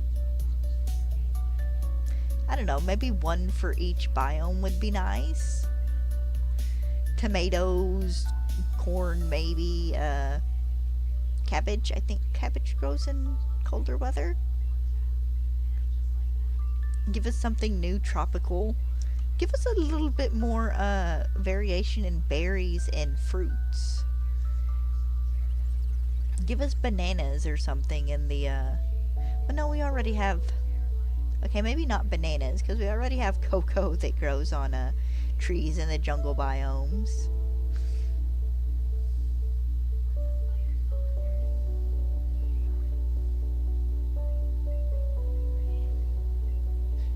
Just having a bit more variety for your food would be nice. I mean, they gave us berries years ago, and we don't even have like a berry juice or anything. We have no uses for them other than just regular food and a defensive wall.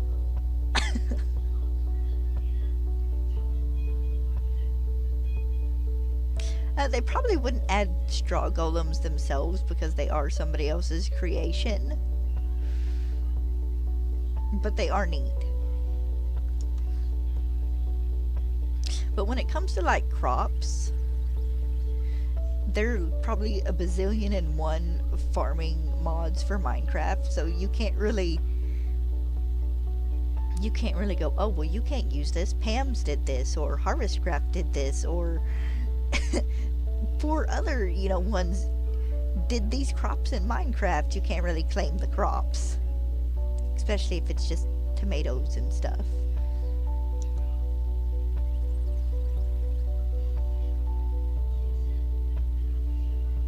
Actually, the copper golems you can apparently use is to sort your items, which will be lovely.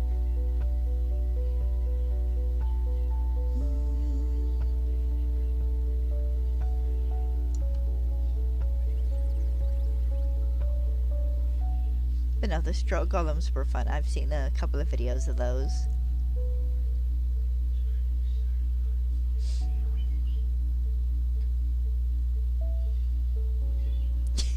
I mean, my friend agonized over the Let's Do Bakery mod,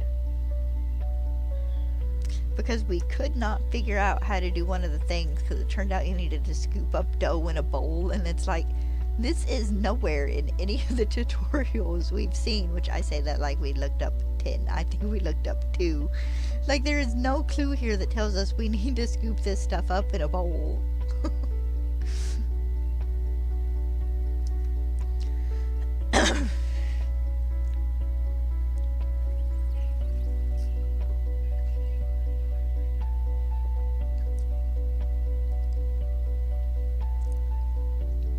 An update to the end would be nice as well, though. Because it has been a while since the end has gotten any attention.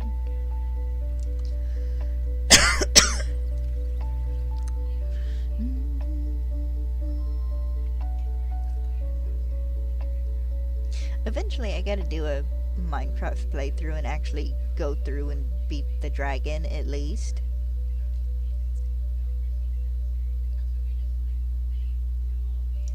the dragon and like a wither, and at least boss wise. I don't know if I want to take on the warden. He still freaks me out.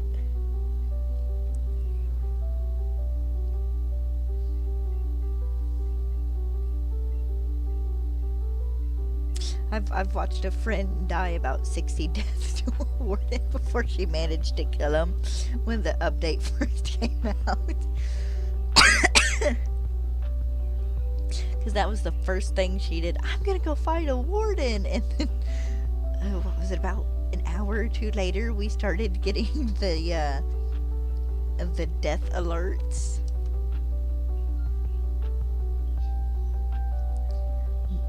No, that's a guardian. They're for underwater temples. The warden is in an ancient city, which is in a deep dark, more easily found in mountain biomes, the snowy mountain biomes. He's got a lot of health, and he turns the area around you dark when he spawns.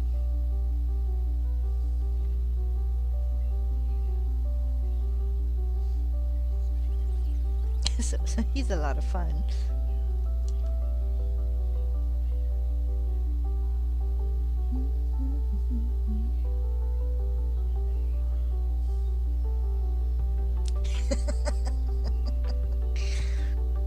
The ancient cities themselves are pretty cool, because mobs don't spawn in them. The only thing that spawns in them are the wardens, after you set off enough shriekers.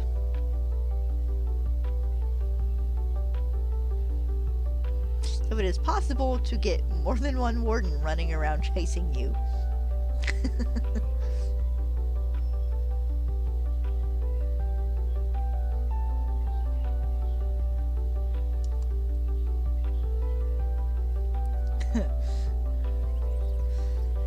I was showing him to a friend who plays Minecraft but doesn't play it a lot.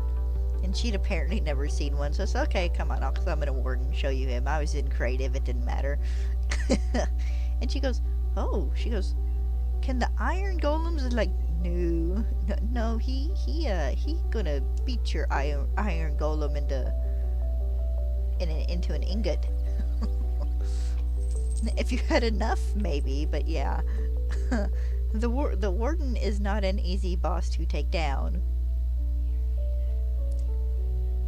Funny enough though, I have seen a few YouTubers actually make warden farms.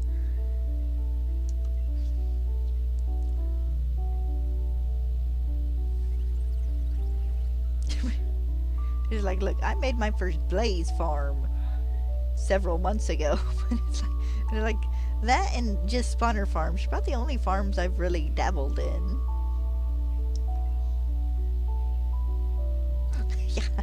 Yeah. You can sneak everywhere and take a lot of wool with you to cover up the shriekers.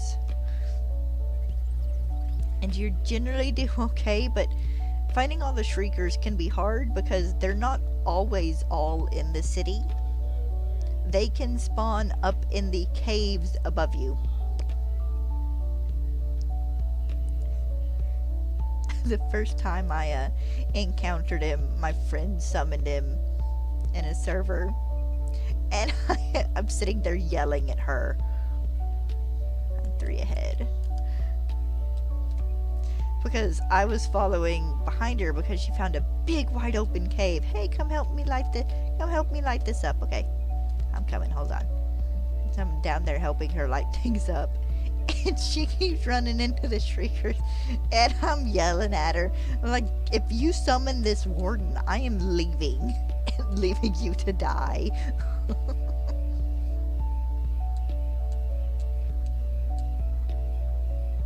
And another friend, she's like, pop into creative. She goes, I want to come down here and see this. It's like, yeah, okay. So I popped into creative, and a friend popped down and popped into creative, and we summoned the warden and let him destroy a couple of parrots because I was showing her how sound draws it away and whatnot.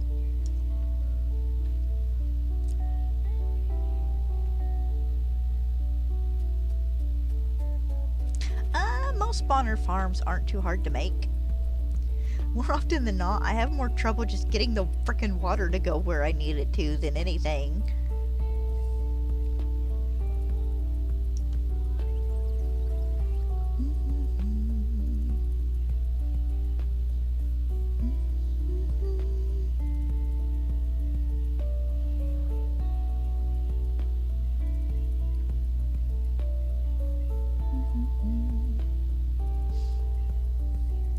I do okay though. I do fairly well.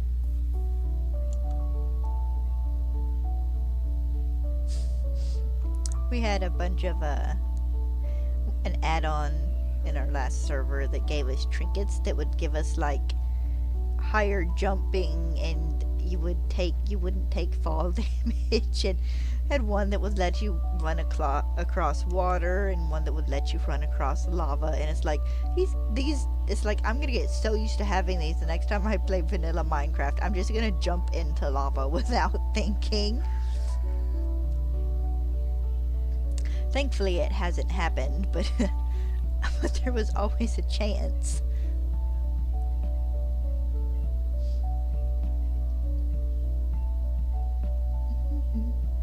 Should eventually do 2 playthroughs. Do one playthrough where it's just me and vanilla, and then do one with mods.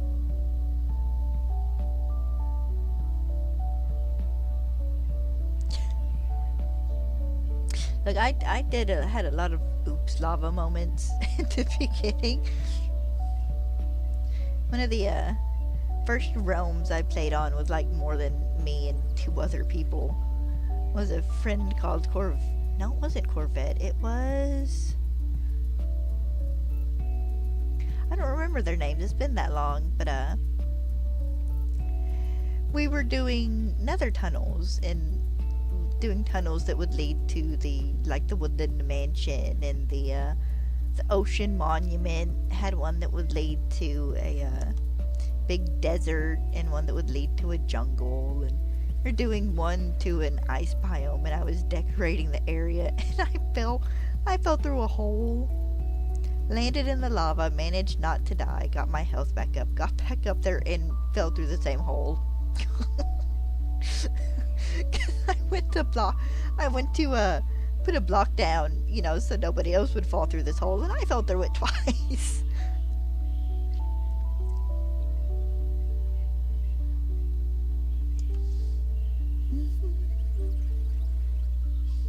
Yeah, Minecraft's fun that way.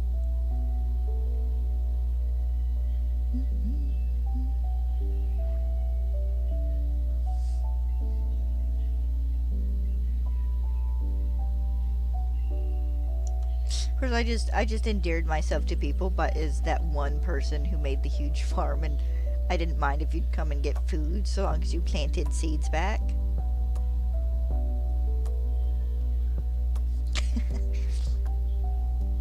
I always loved watching building a tall structure. I had a villa in one world, and oh my god, the roof took me like 4 days to do because it was all in netherrack. But I just finished the roof on like one of the taller sections of my villa, and I'm down at the ground, and I'm going to get chests, I think, because I was using that tower as storage. And I hear, thump! I turn around just in time to see a spider die, because it had fallen. It's like, well, okay then.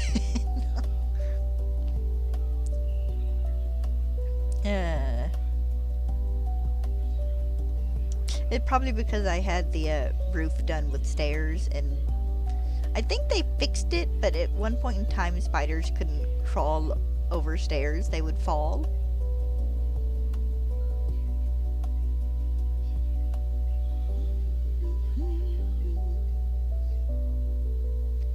Had some pretty good fun doing Minecraft though.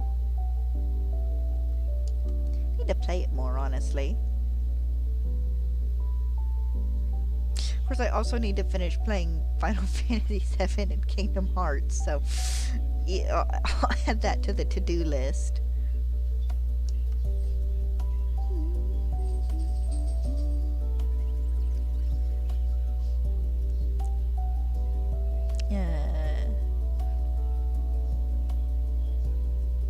course, now they've got the mace in Minecraft, and if you fall with it, the higher up you are when you go to attack your enemy, the more powerful your blow is.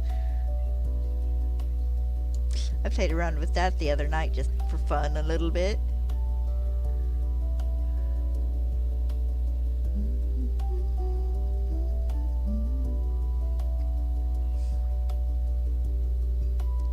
Yes. Kind of. Look, I started, February before last, like, a couple of weeks before Rebirth came out. I have played Remake. I finished Remake, and I know the story and everything, I just never played through the game in its entirety. And, I just left Calm, so I haven't touched it in over a year. When I finish with this, if there's enough time before Legend ZA comes out, I might try and take a week or two to actually sit down and finish playing through it.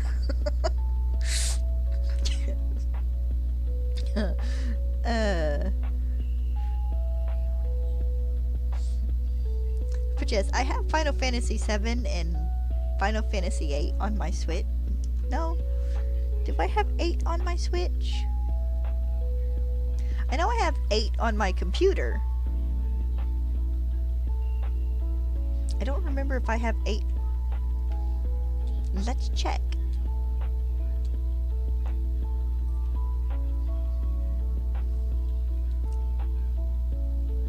I do have 8 on my Switch. Okay.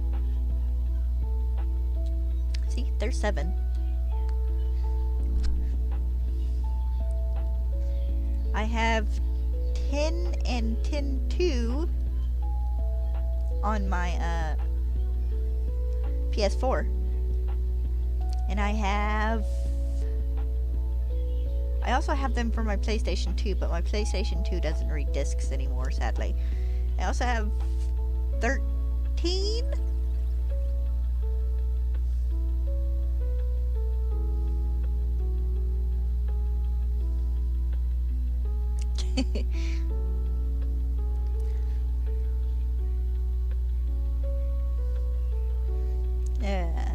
I have a few Final Fantasy games I need to play through. I tried playing through 13 and just could not get into it.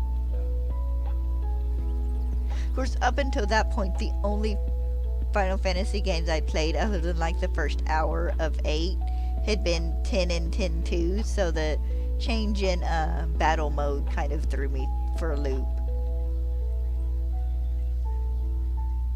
I would like to replay 10 and 10.2 at some point in time as well.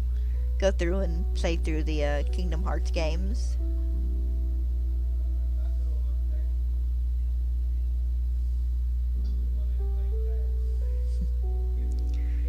Right now, though, the main focus is getting my shiny decks done. As done as you can ever get one in Pokemon.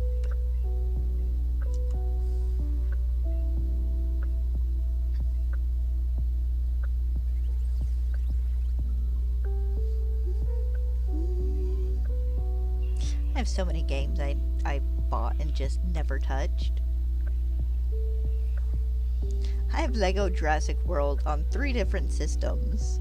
I have it on my 2DS, I have it for my PlayStation 4, and I have it on my Switch. Because I thought getting it for my Switch would make me want to play it.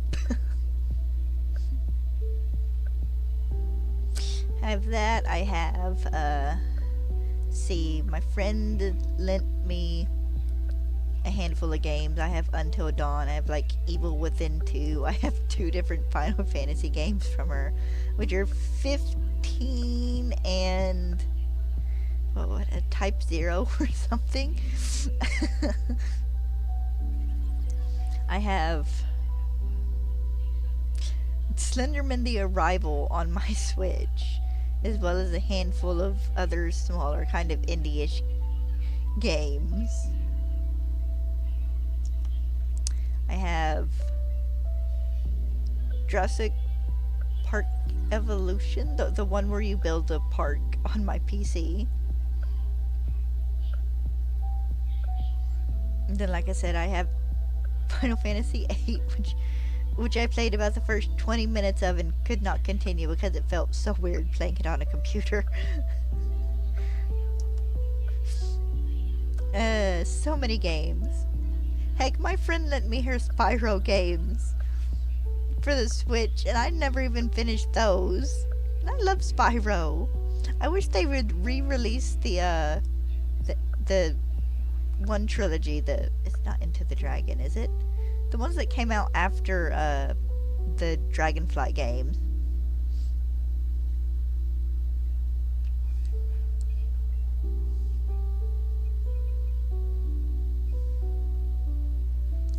Okay, I am one ahead.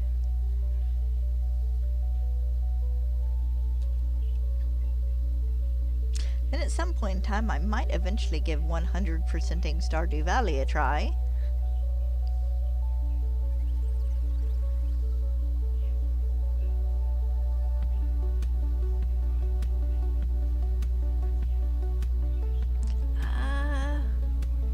It was the one with an actual finite storyline throughout the 3 games.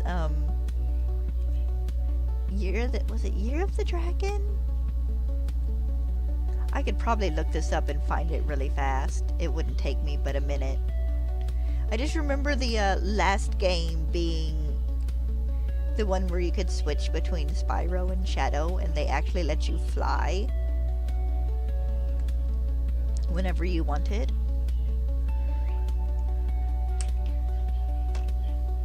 Okay, now I'm curious.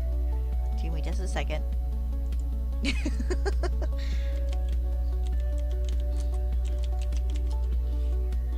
Let's see.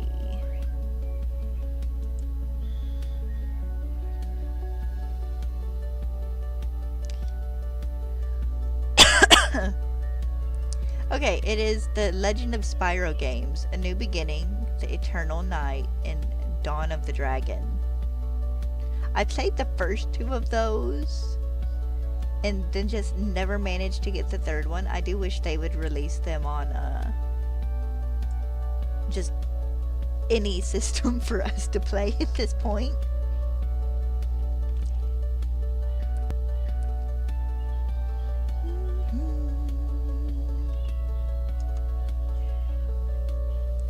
I would love to go through and replay them because I think I 100%ed A New Beginning and Eternal Night.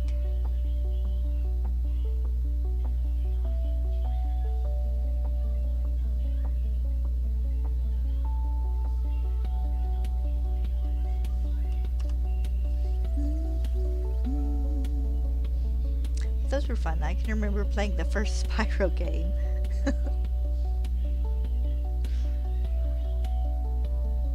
I always hated the flying levels, though. It always took me super long to get the flying levels in those games finished. Because I almost 100%ed Enter the Dragonfly, but I had a glitch in one of the worlds where you could not find all the gems for some reason.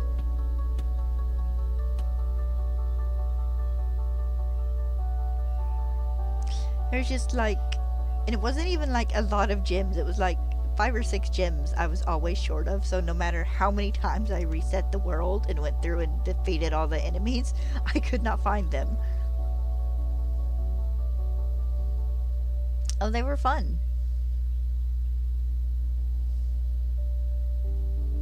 I hated fighting the stupid tree in the first one. He took me forever to get past. Or was that the second one? No, that was the second one. I hated that dumb tree.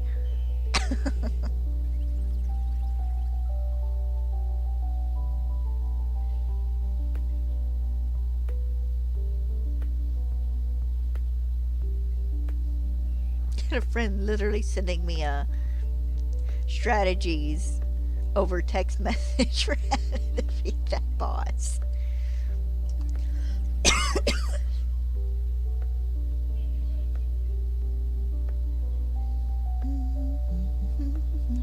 bought the Eternal Night from GameStop and it wouldn't play. It was scratched up enough, it just would not play. So I took it back to GameStop. It's like, yeah, here, I finished it. I don't need it no more. I think I got $5 for it.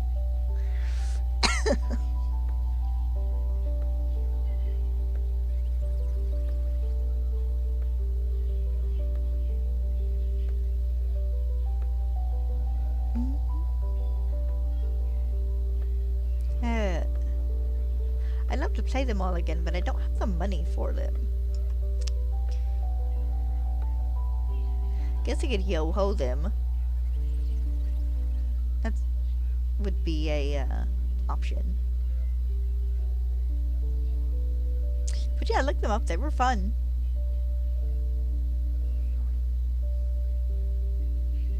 I had one level where I was routinely defeated by this very specifically timed jump you had to do on a jellyfish. I'm not lying, I promise.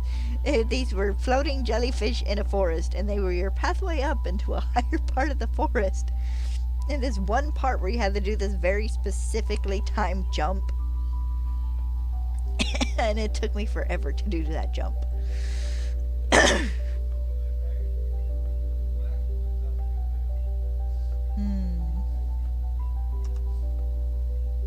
Alright, down to the last 15 of these, more or less. We'll have to see if any of these are lucky fossils.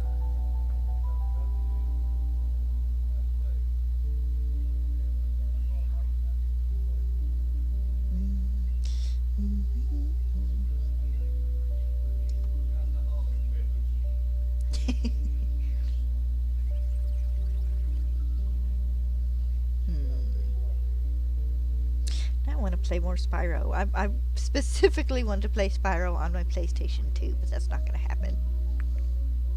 Actually, I should look it up and see if I can fix that. If it's something that's dirty in my PlayStation that I can, like, clean, I might be able to play PlayStation 2 games again.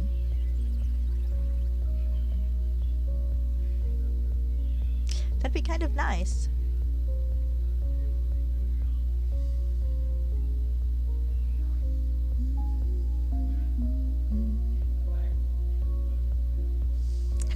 That was definitely one of the actually, I think that was the first PlayStation game I ever played, was the first Spyro game.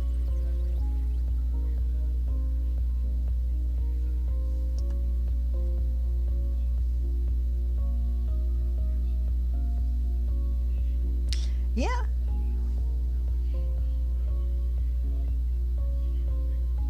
It is possible.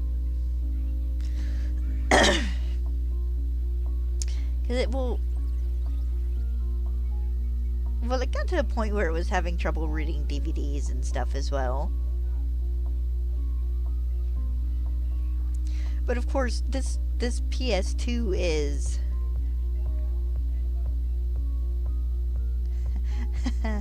at least 13 or 14 years old at this point. Because I don't quite remember when I got it. It's possibly a little bit older than that actually. Actually, no, this PlayStation 2 is at least 15 years old.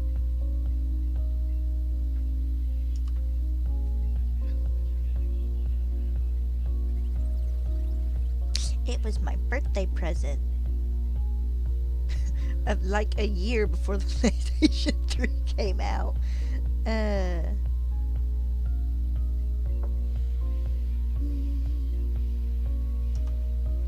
But yes, I would love to be able to send some of my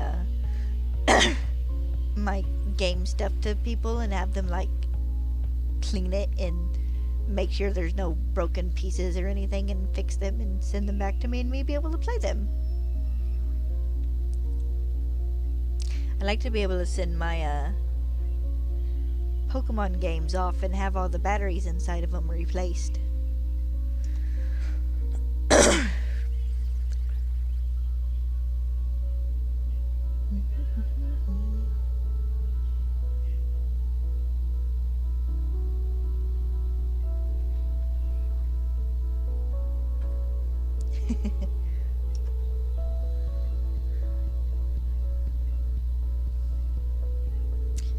PlayStation 2's had a pretty long run.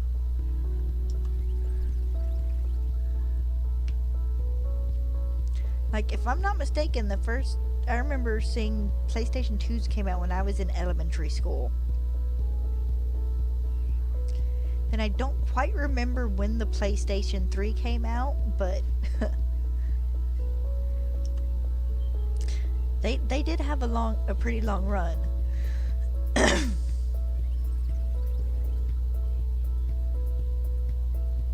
Cause I know I was in either middle school or my early year of high school when I got my PlayStation.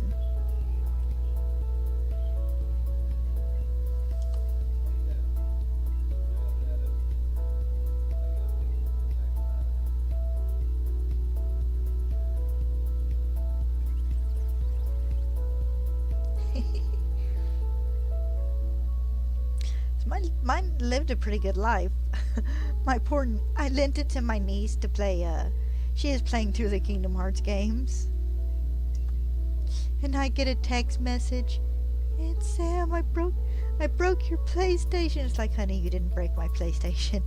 She goes, it won't read the disc. It's like, honey, that PlayStation is almost older than you. You're fine. Are you sure? Yes, you're fine, baby. Okay. Like, this thing has been struggling to read DVDs for like 5 years now. I'm surprised it didn't give out sooner.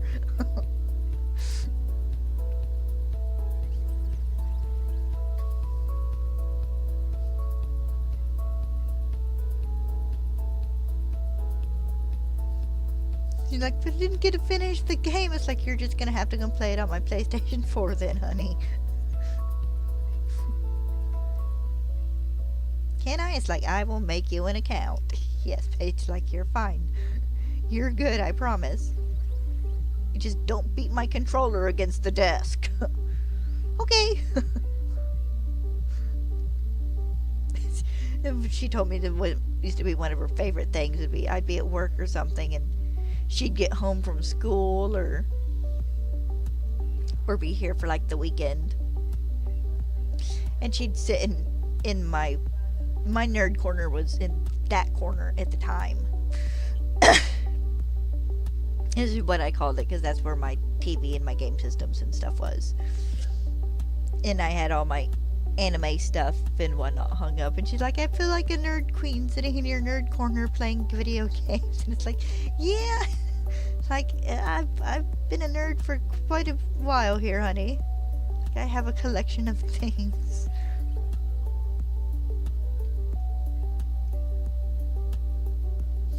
Yeah. So I'd come home and she'd be sitting there playing like Kingdom Hearts or Ark or something. Oh, nope. Alright. That was the last one for today. Actually, I'm not going to close that out yet. I want to check after stream. But thank you guys for coming. Moose, it was a pleasure talking to you, as it always is. I will see you guys Monday. I hope the rest of your weekend goes well. Bye-bye.